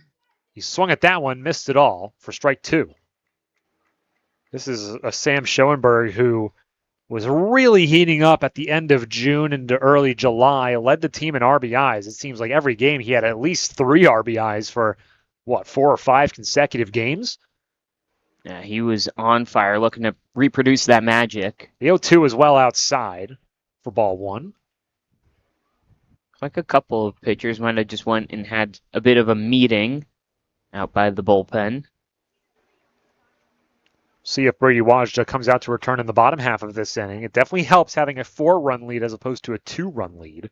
Still a save situation technically if we get to the 7th and the score still holds. Here's the 1-2. Off speed, fooled Schoenberg. He swung out of his shoes and missed everything for strike 3. 5th one for Rocky Vankowski, presented by Unibank. And Schoenberg is retired for the second out at the top of the sixth. Yeah, Schoenberg unhappy with himself as he heads back to the dugout, but what just an absolute beautiful breaking ball from Vankowski to get him fooled in. Schoenberg's not the only victim today of Vankowski's elite pitching. Ben Majorano, 1 for 2. He hit the double in the fifth. Pickoff attempt over to first base. Gavin Metcalf doesn't move. Rocky Vankowski now up to 57 pitches. First pitch to Majorano. Off speed, just a bit high and inside for ball one. Yeah, and on that last pickoff, Hyde Park was trying to catch Metcalf sleeping, seeing if they could maybe get an easy third out to get out of this inning and back up 2 at bat. Elimination game here at Pheno Field. Loser goes home. Winner goes to the championship round tomorrow. It's now 2-0 for Ben Majorano as the fastball was low and inside. And a couple pieces of pitches there that have been a bit inside. Majorano standing up straight in the right-handed batter's box. Here's the 2-0. Well inside, and that got him. Majorano wears one, goes to first base. Fournier moves up to second. So 2 runners on and 2 out for Matt Pedroli. And that is not who you want to see. And lo and behold, here comes the Hyde Park head coach to talk to Rocky Vankowski. Yeah, again, might be his day done. Starting to lose control of the ball. A lot of those pitches inside. That one finally hitting Majorano. Judging by the body language, that's probably going to be it for Vankowski on the mound. And indeed it will. Looks like he was going to put him over at first base, I saw, but indeed here's a glove change. There's multiple gloves being thrown around. Helping them out with all of that is Tim Mills, who was the right fielder. He is the right fielder. Number 8 is Tim Mills. There's Kevin Mills. There it is. Yes. So 2 sets of brothers on this Hyde Park team. Kevin and Tim Mills, and then Jack and Ryan Goonan. We're going to go to break here on the MyFM Local Sports and Recreation Network presented by Campers Inn RV, your one-stop shop for RV sales, parts, and service. Are you thinking about buying a new car or maybe looking to refinance an existing car loan? At Homefield Credit Union, we offer competitive rates on new car purchases as well as car loan refinancing. And with our Auto Advisor program, Homefield Credit Union can help you get a fair and competitive price on a new or used vehicle while financing directly with the credit union. Homefield Credit Union, banking with a Homefield advantage. Stop by or call today, 508-839-5493, 138 South Main Street in Milford, and at 86 Worcester Street in North Grafton. Whoa! Oh. Oops, sorry. That's fine, honey. Mom, I'm home from practice, and I brought the whole team. Oh, the floor. Okay, that's great. No, that's great. Hey, honey. Can you believe all the rain? Oh, we need new floors. Milford Hardwood, South Main Street, Milford. Your hardwood flooring professionals with a large selection of hardwood flooring to meet your budget. Pick up a sample today. Welcome back to Pheno Field in Milford, Massachusetts on the MyFM Local Sports and Recreation Network presented by Campers Inn RV, helping families create lifelong memories one adventure at a time. It is Carson McCarthy now on the mound for Hyde Park post 78. Rocky Vankowski goes 3 2/3. And Carson McCarthy has to deal with the most dangerous Milford batter, Matt Pedroli, with 2 runners on and 2 away. First pitch to him is well outside for ball 1. Vankowski goes back to left field where he originally started. Giordano goes over to right, and Kevin Mills goes from right to first base where Carson McCarthy originally started. 1-0 upcoming to Matt Pedroli. McCarthy delivers. Outside corner for strike 1 called. Vankowski finishes 3 2/3 innings pitched, 6 hits against, 4 runs, all of them earned. He walked 2 and struck out 5, all on 60 pitches. Yeah, I mean, he had a pretty solid outing, and then Milford just started to get away at him. Lost control of the ball. 1-1 to Pedroli, left too low for ball 2. Yeah, Pedroli really focuses in. You could see he was tracking that ball all the way through to when it crossed the plate. He's 2 for 2, drew a walk most recently in the 5th. Hit the 2-run double in the 3rd inning to bring home Metcalf and Schoenberg. That's up top for ball 3. Counts now 3-1. On the base paths for Matt Pedroli is Gavin Metcalf at second, Ben Majorano at first. Yeah, on that last one right there from McCarthy, he really looked like he put all into it as he pulled it up high. 3-1. Outside corner again, full count. And that's where the first strike hit, and now that's the second one. Runners are going to be on the move here. Full count, 2 gone. 2 runners on. Milford up by 4. 7-3 here in the top of the 6th inning. Payoff pitch to Matt Pedroli. Both runners go. He checks his swing. Did not go around. It was left up high for ball 4. And the bases are loaded for Josh Bouchard. Great discipline there from Matt Pedroli, especially on a pitch that's hanging there up high, especially when you see the runners going. It might make you tempted to want to swing at it, but he holds off and loads him up. Matt Pedroli has now reached base safely all 4 times he's been up to bat. And Josh Bouchard, who is 0 for 3, looking to turn the tide of his day with the bases loaded. First pitch swinging, it's fouled behind him for strike 1. Got way past Goonan. Yeah, you could tell he wanted all of that one right there. He put his whole might into that swing, Bouchard. Bouchard looking to really pour it on here in the top of the 6th, make it almost insurmountable for Hyde Park. Milford still up by 4, but that slider's well away for ball 1. Evens up the count. And dragging that one once again. He had 2 fastballs he hit on the outside to Pedroli. This time, the breaking ball can't clip that edge. The 1-1 outside in the same spot for ball 2. Trying to go back now with that fastball, but he can't hit that outside corner on the right-handed batter, Bouchard. Pedroli at first, Majorano at second, Metcalf at third. Bouchard takes the 2-1 up top for ball 3. And again, just a tendency from the first at-bat or couple batters for these Hyde Park pitchers, just unable to locate. 3-1. Well inside, ball 4. McCarthy walks in a run. It's Metcalf who crosses the plate, and it's 8-3. Yeah, and right there, maybe Bouchard probably wanted to get away with a hit, but this time he goes ahead, and he gets the walk, but he reaches base for the first time. He'll remain patient, and up comes a pinch hitter for Nolan Murray. It's Sean Burchard. It is going to be Sean Burchard in place of Nolan Murray, trying to poke one into outfield grass and bring one, if not multiple, runs across the dish to really put things out of reach for Hyde Park. Oh, and he pulls the ball a lot, so I'd be looking down that right field line.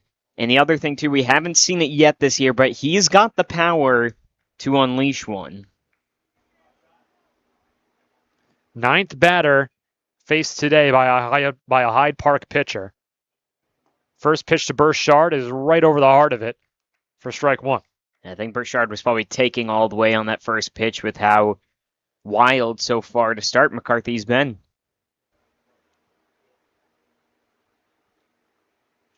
Oh, 1 to Burchard.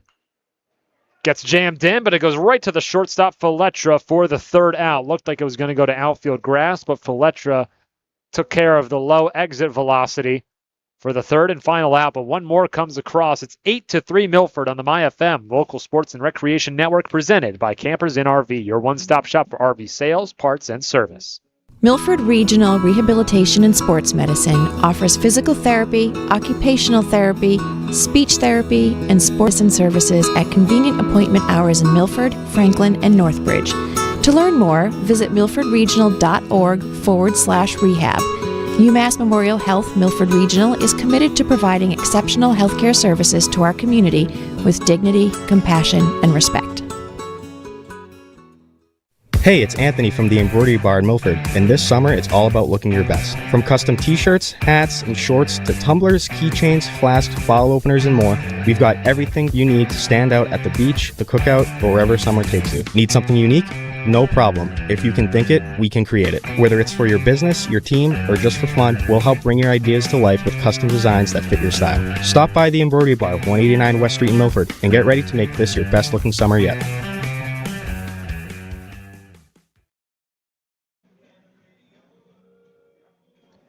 Welcome back to the MyFM Local Sports and Recreation Network, presented by Campers Inn RV, helping families create lifelong memories, one adventure at a time. So with the substitution of Nolan Murray, Sean Burchard came in to pinch hit. It's now Brady Iarusi behind the dish for Milford post 59. Iarusi and Murray, two catchers who have split time basically down the middle, 50-50 this whole season. Both are excellent behind the plate for head coach Steve DeVito. Yeah, and I think with that opportunity, he wanted to get a pinch hitter in to potentially break this game open a little bit more. It's still a 5-run lead, but if you were able to knock one or two more in, why not?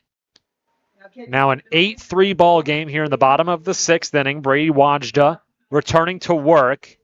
It's going to be Curran, Lopez, and Kevin Mills due up for Hyde Park post 78. Again, losers tournament is done. This is an elimination game. Both these teams losing to Franklin over the course of this tournament. Hyde Park losing last night. Fastball for strike one called on Richie Curran. And Milford losing to Franklin on opening night, Saturday night here at Pheno Field. Brady Wajda with some pace. Skips in the dirt for ball one, evens up the count on Curran. I think it just points to the importance of pitching in this as, again, Hyde Park's pitchers came out and they were walking a couple batters early where Milford's really been attacking on those first batters. The 1-1 right at the knees for strike two. Richie Curran was saying that may have been a little bit low. Home plate umpire does not concur. Richie Curran now in a 1-2 count. Here's the pitch. Fouled aside. Yeah, he does a good job staying alive there and battling. Obviously, that one was down low as well, but you got to keep yourself alive on anything close. We'll do it again. The 1-2 pitch from Brady Wajda. Jammed inside on Curran. Again, fouled towards the third base side. Nearly going into the crowd of Sandwich players who are getting prepared for their game later on tonight against Franklin. Yeah, for them, it's do or die. Franklin's the only team that's sitting pretty right now over the course of this tournament. They have not lost all season. 20-0 this year as Richie Curran has worked this count back to even, 2-2 now. Curran 1 for 2 with a double, making now a full count. Yeah, that one spiked right on top of home plate. Just checking the conditions and the update so far here in Milford. Curran with a quality at-bat. Here's the payoff pitch. Soft grounder right to McGee. Scoops it cleanly, tossed to first in time for the first down. Good at-bat there from Curran, but in the end, it's Wajda who ends up winning it, getting the routine ground ball. Yeah, so for... looks like just a slight chance of rain at 11, but not too much. But then you look at tomorrow, and I think we'd be fortunate if we have baseball. The championship round is scheduled for tomorrow, although that is certainly weather permitting. First pitch to Jaden Lopez is a heater right down the pipe for strike one. And the problem is that it might just continue into Thursday, and with regionals coming up soon. The 0-1 is another heater right over the heart of it for strike two. Lopez down quickly in the count. You got to find some time to play baseball before then. And we might have to wait until Friday. Regionals are next week at Fitton Field. Reached down with the end of the barrel. Schoenberg comes in to field it. Sidearm whip across to first is perfect. Schoenberg has had some struggles at the plate, but boy, his time in the field has been great. He had one error, but that's a real good-looking play there by the shortstop. Yeah, and that's a play that's not easy, but Schoenberg's done it so many times this season where he charges in and then across his body just flings it to first. He basically makes it look routine. It was rolled over by Lopez. Not a lot of exit velo. Schoenberg really had to storm in to field that grounder. And in one fell swoop, makes the transfer, throws over to Metcalf for the second out. 2 up, 2 down for Brady Wajda. Now it's Kevin Mills who had the sacrifice fly in the fourth inning. I've corrected myself. since that fourth inning misfire I had behind the microphone. Broadcasters are human too, everyone. Well, I just heard over, it sounds like we have a pinch hitter actually up now. The 0-1 is called strike 2. That is Jack Norton wearing number 10 instead of Kevin Mills. Norton pokes it down the third base line. Fair. Majorano. Corner-to-corner throw is perfect.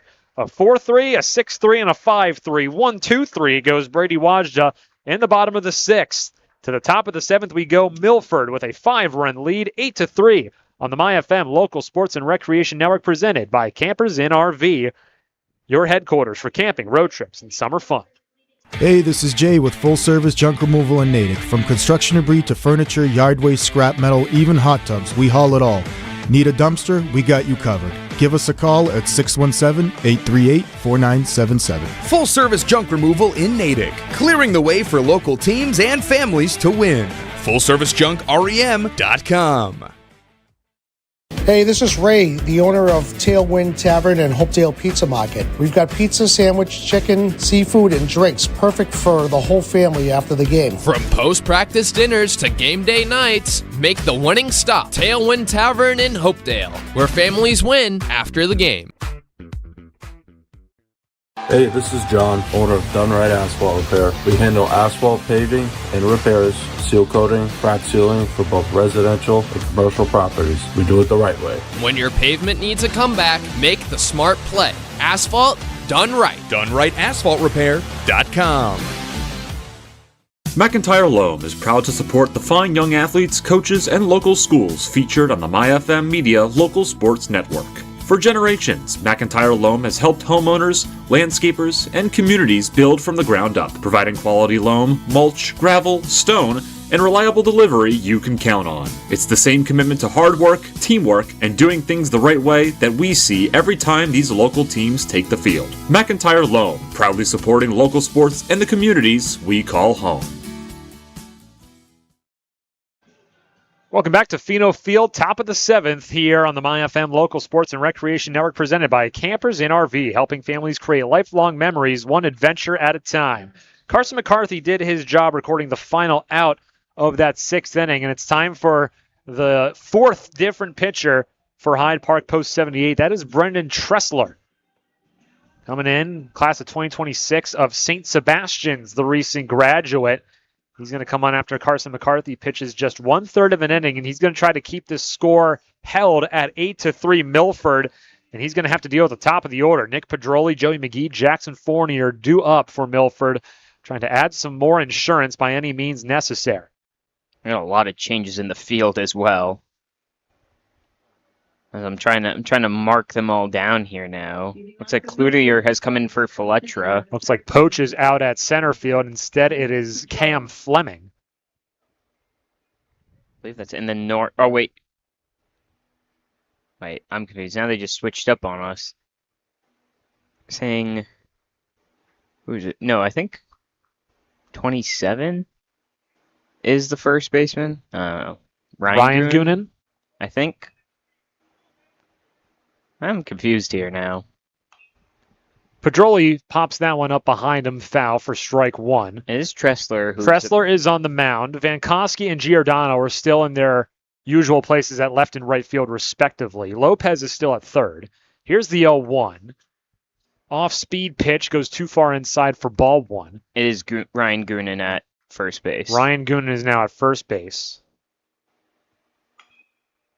Pedroli hits this one high and hard and deep into right. Giordano's there and makes the catch at the wall for the first down. Another solid piece of hitting from Pedroli, but again, just getting too much under it and not enough through the ball to have the trajectory to go over that Pheno wall. Here's Joey McGee looking for his first base hit of the ball game. He's 0 for 3. Hit a sacrifice fly in the second inning for an RBI. That's his fifth one that he hit over the course of this tournament. First pitch he sees from Tressler is fouled towards the parking lot, right on top of the roof of the concession stand for strike one. It might have landed over on the grill over there. Who wants a grilled baseball? Heads up, Dickie Ferrucci. Hope the burgers aren't keeping you too preoccupied.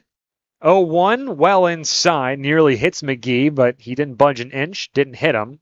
He remains on the count 1-1 now. I didn't realize there's an ice cream truck over there, too. Really? Yeah. Well, I know what I'm getting post-game.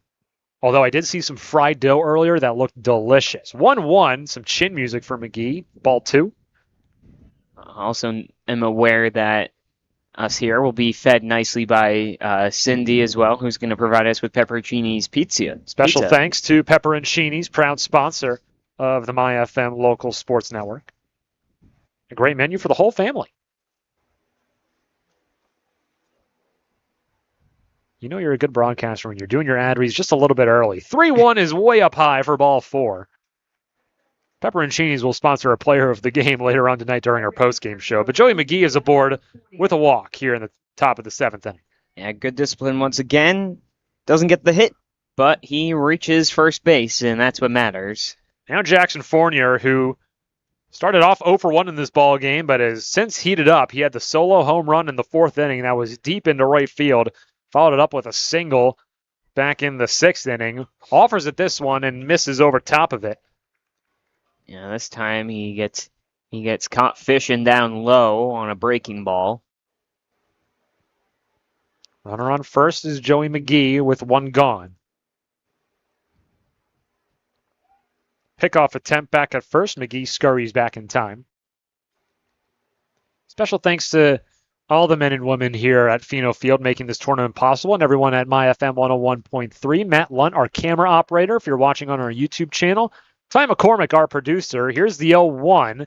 This one's lifted by Fournier into foul territory on the third base side and into the shrubbery. Special thanks to Rachel Geddes as well back at the studio, making sure we go out over the airwaves. Angel McCarthy, Dylan Patemry here in the press box at Pheno Field in Milford, Massachusetts. As we have passed 6 o'clock Eastern Standard Time, just over 2 hours elapsed time in this ball game. Runner goes from first, it's McGee. The throw from Goonan is not in time. Jack Goonan's throw just a tad late. Joey McGee has a stolen bag. And also called strike, I think, on that one. Or was it? No, that was a ball. It's now 1-2 for Jackson Fournier. Pitch was a little bit low in the dirt there. Pitch here, swung on and missed for strike 3, presented by Unibank. First strikeout for Brendan Tressler. It's the second out of the 7th inning. Yeah, just a little bit ahead of that one on Fournier. Again, getting caught on the breaking ball. So 2 down. Milford a chance still to lead.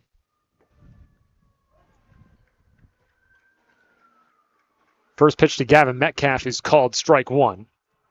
Gavin Metcalf, who is 2 for 3, a couple of singles, a 2-run single back in the 6th. And right now, Jack Goonan is going to go out and talk to Carson McCarthy in between the mound and the plate, and they exchange about a word and a half before returning to their respective positions. It might have just been some confusion over the signs. Milford first responders in action. A couple of fire sirens going on in the background. That off-speed tails away for ball 1. Metcalf has looked real solid in at the plate today, looking for his pitch. Here's the 1-1. Turned on by Fournier, up the middle for a base hit. McGee's going to be sent around third. He will score with ease. It's 9-3. Another insurance run provided by by Gavin Metcalf. That's his 3rd RBI today and his 3rd single today. He's just been so solid so far today. He hasn't really hit any with a lot of oomph today, but he's been able to find the holes in the infield and drop them into the outfield as well. And as you mentioned, his 3rd RBI on today. Sam Schoenberg would love to add a base hit to his stat line today. He's had a couple of good plays in the field. He scored a run, drew a walk, but now is just sitting at 1 for 9 over the course of this tournament. He'd love to just end on a high note here before Milford is looking to play tomorrow. Allegedly tomorrow. Here's the 0-1. Gets a good bit of this one, and that's going to drop in front of Vankowski. He gets behind Vankowski. Gavin Metcalf is going to make his way to third. He's getting the go around third by Steve DeVito. And Sam Schoenberg adds an RBI double to his list. It's 10-3 Milford. Well, you thought that's just what Schoenberg needed as he's going to drop that one down in front of Vankowski, and he kind of takes a route to try and field it on the hop, and instead it goes underneath his glove and rolls towards the fence, and so Metcalf chugged along from first base into home, and Schoenberg is standing on second. Now I'm going to have that listed as a single, but then advancing on the error. Vankowski It's actually not an error because he doesn't touch it. Good to know. First pitch to Ben Majorano is well inside for a ball, so it is going to be listed as a RBI double for Sam Schoenberg. That's one of those weird baseball rulings when you score with stuff. Majorano, that one gets through Lopez. Schoenberg is going to get the green light around third. He's on his high horse. Long throw for Vankowski to the plate is not in time. Another run comes across for Milford. It's 11-3. Back-to-back doubles. Ben Majorano adds an RBI to his tally. Yeah, at first Schoenberg was getting ready to go to the backside of the plate, and then he kind of had to scoot around the catcher Goonan and slide in on the top part of the home plate. Regardless, Milford tacks another run in. That was very hard hit right to Lopez on the hot corner, who's playing a little bit shallow. That's a near impossible ball for him to field. Now here's Matt Pedroli, who's reached base safely all 4 times. He's been up to bat, a couple of base hits and a couple of walks, and make this a flyout. Caught by Fleming for the third and final out of the inning. Looked like it was tailing into right center, but 3 more runs come across for Milford. They're up by 8. It's 11-3 with Hyde Park down to their final 3 outs on the MyFM Local Sports and Recreation Network, presented by Campers Inn RV, your headquarters for camping, road trips, and summer fun. This presentation of the MyFM Local Sports Network is brought to you by PJ's Restaurants. Enjoy authentic barbecue at PJ's Smoke and Grill in Midway. Award-winning wings, burgers, and steak tips at PJ's Bar and Grill in Bellingham. Or all-day breakfast and lunch at the newly reimagined Miss Menden Diner. PJ's Restaurants, proud supporters of local sports and proud sponsors of the MyFM Local Sports Network. Hi, I'm Chris Foley, president of Unibank. Beyond banking transactions, Unibank's mission is to serve the Central Mass community through our philanthropic efforts. The more checking and savings accounts that you entrust to us, the more we're able to give back to nonprofit organizations. We have 14 convenient locations across the Central Mass region, and switching to us is an investment in your local community. Member FDIC, Equal Housing Lender, NMLS number 583135, unibank.com. Looking for a new ride?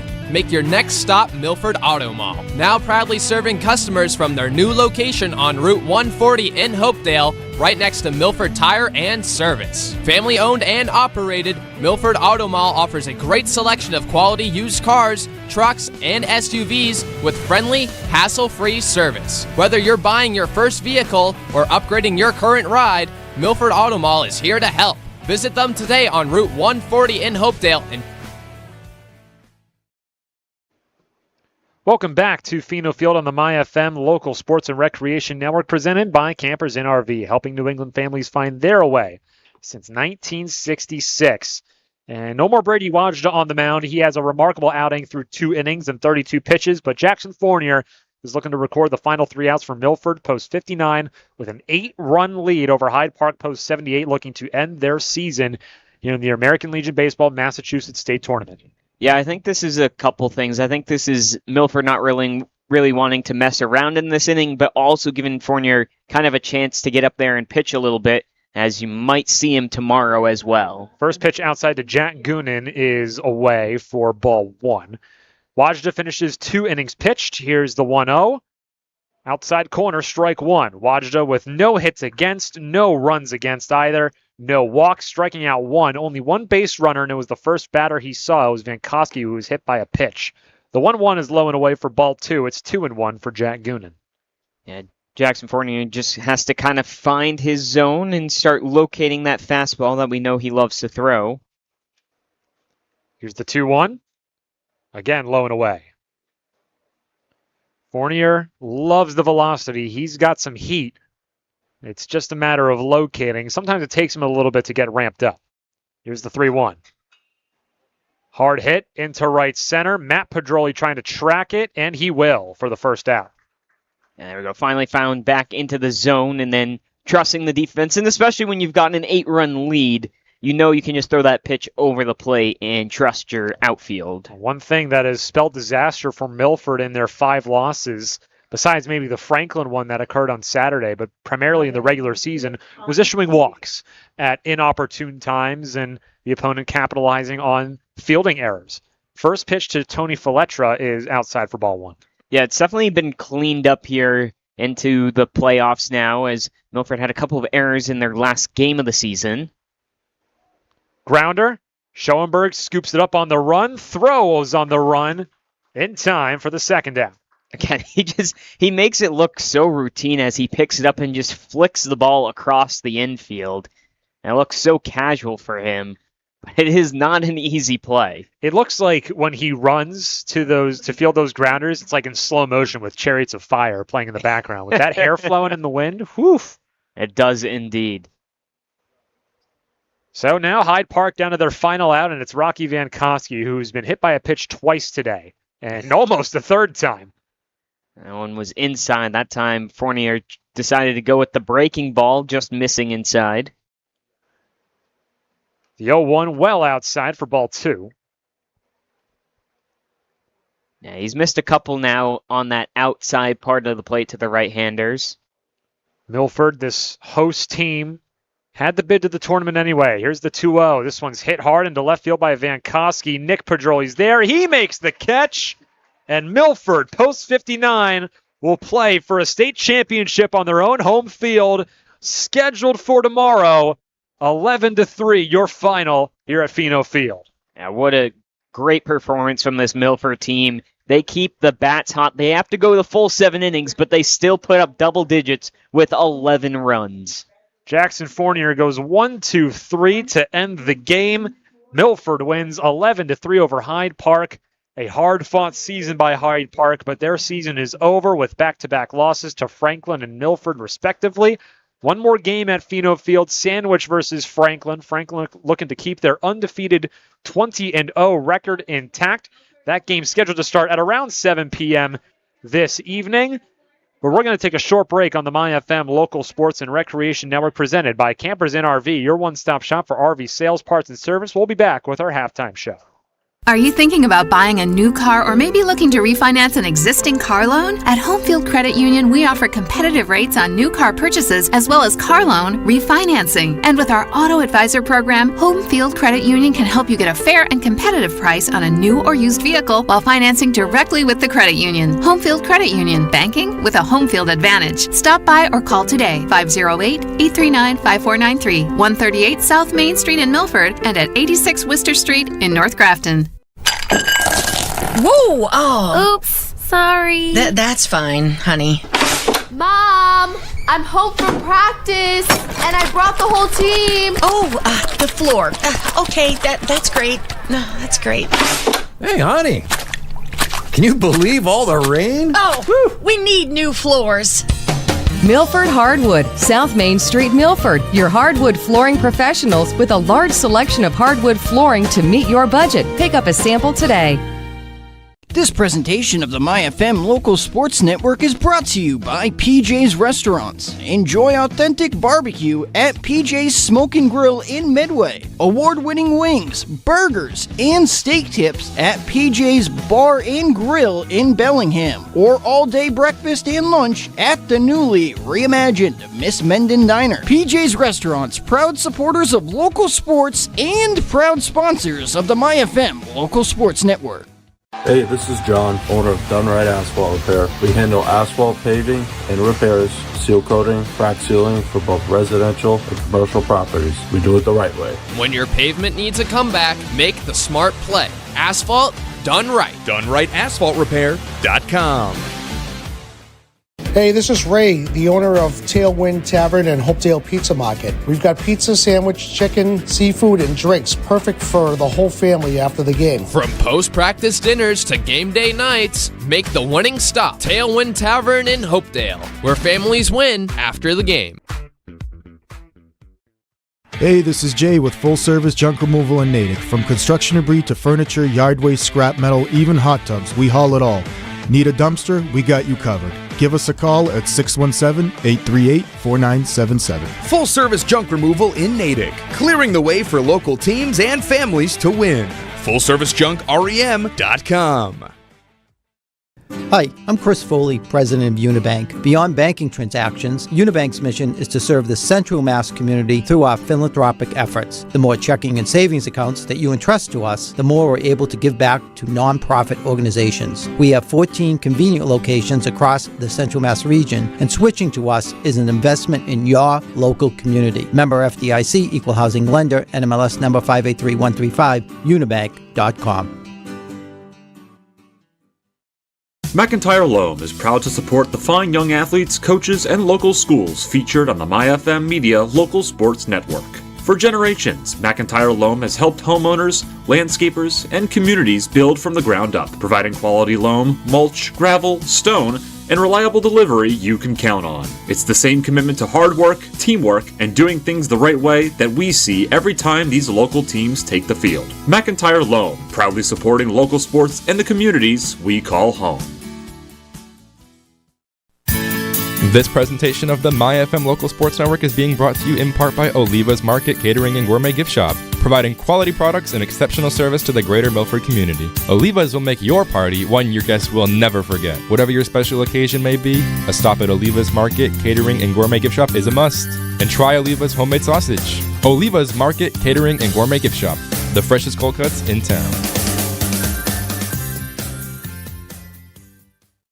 Don't be fooled by the name Pepperoncini's Pizzeria. It's not just pizza. Pepperoncini's Pizzeria and Grill at East Main Street in Milford is a family restaurant with a full menu for your full family. From their great tasting appetizers to game time wings on the bone tossed in a multitude of different flavors. Pepperoncini's offers catering for all corporate events as well as private parties. For the best pizza in the Milford area, it's Pepperoncini's. Bring the family to Pepperoncini's Pizzeria and Grill. You won't leave hungry. Gluten-free pizza on the menu.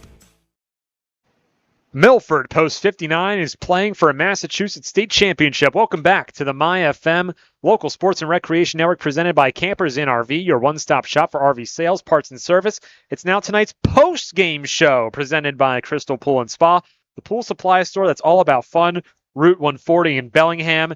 And Dylan, this Milford team is just on fire. Offensively, on the mound, 11 more runs. That's now 52 runs over their last 3 games in a state championship tournament.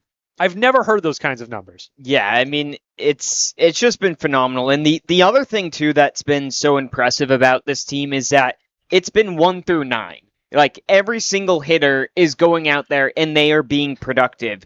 I mean, you look through this lineup, and there's really no weak spots, and they have the contact and the power without and with through the entire lineup.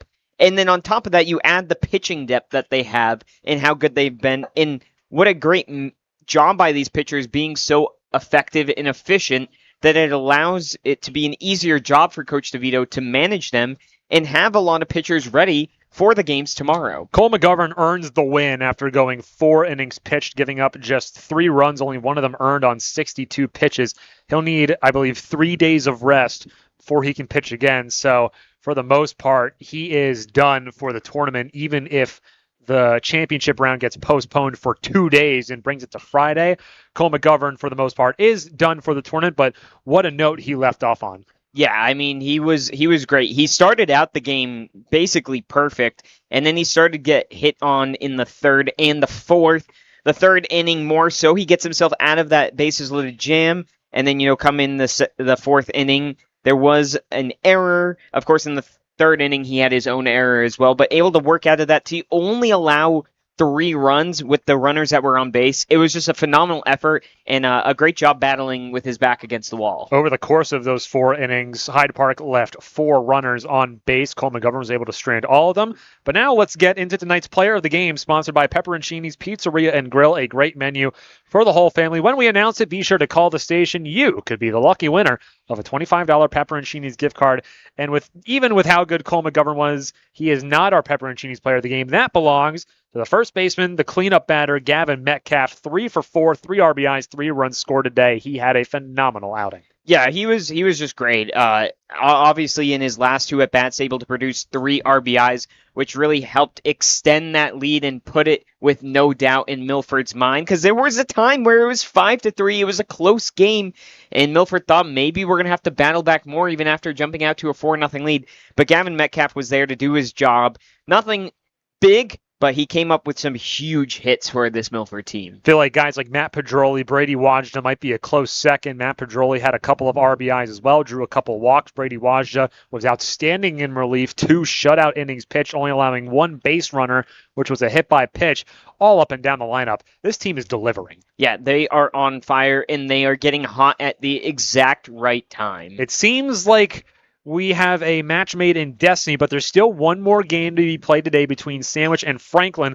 Let's get into the road ahead, sponsored by Milford Auto Mall. Great selection of used cars, new location at Milford Tire and Service on Route 140 in Hopedale. Your drive is waiting for you. So, Milford is on to the championship round. It is scheduled for tomorrow. We don't know what time. Stay tuned to our Facebook page. We'll announce what time the game is. We still have to figure out who they're playing. Depends on the result of this Sandwich and Franklin game. Franklin, obviously the favorite, 20-0 record, undefeated. They beat Sandwich earlier in this tournament. Sandwich looking for some retribution. They're going to give it all they got with their backs up against the wall. Yeah, we're not too sure, and I don't want to speculate because I don't know how it works if Franklin was to lose, because there would still be 3 teams alive. I don't know if it would force Milford and Sandwich to have to play because they haven't played each other, or if Milford and Franklin would play and the winner would play Sandwich. I'm going to be honest, some of these double elimination rules make it confusing. What we do know is if Franklin wins, Milford would definitely play Franklin. Absolutely. But you'll have to stay tuned to know exactly the schedule. Should Franklin win, it would be Franklin versus Milford in the championship series. Franklin just needs 1 win, and that's it. Meanwhile, Milford would have to beat Franklin twice in order to capture the Massachusetts state crown. The championship round is scheduled for tomorrow. However, looking at the weather apps, it's not looking too cooperative. Mother Nature does not like tomorrow. No, it doesn't look the prettiest, and I got to be honest, Thursday doesn't look too great either. Friday looks a lot more aptitude to host a baseball game. What we do know, though, is that these games have to be played by Saturday, which Saturday looks beautiful the whole day, so they will get done then. My guess is likely Friday will end up being the game, if I had to take an educated guess, that is. But we will see. Again, we don't want to speculate too much on when the game will be. Stay tuned to our Facebook. Stay tuned to Milford Legion Facebook, MyFM 101.3 Facebook. Multiple forms of communication, as well as on the airways. We will constantly let you know when the Milford Legion game will be, when the championship round will be, who they're playing, what time the games are. And be sure to stay tuned on all our social channels and keep on listening on MyFM 101.3. Well, that's going to do us for us here at Pheno Field. Andrew McCarthy joined alongside by Dylan Patemry, camera operator Matt Lunt, producer Ty McCormick, board operator back at the station Rachel Geddes, saying so long from Pheno Field, where Milford takes down Hyde Park by a score of 11-3. Milford moves on to the championship round in the American Legion Baseball Massachusetts State Tournament of 2026. Have a great rest of your evening, everybody. There's nothing like hometown sports. The roar of the crowd, the thrill of Friday night lights, and the pride of seeing our young athletes give everything they've got. This season, your business can stand right beside them by becoming a sponsor of the MyFM Media Local Sports Network, covering football, hockey, basketball, soccer, and Milford Legion baseball. Support the teams, celebrate the athletes, and stay atop of the mind with thousands of passionate local families who love our coverage. Join the businesses that invest in our community's future. Visit myfmdigital.com to book a meeting today.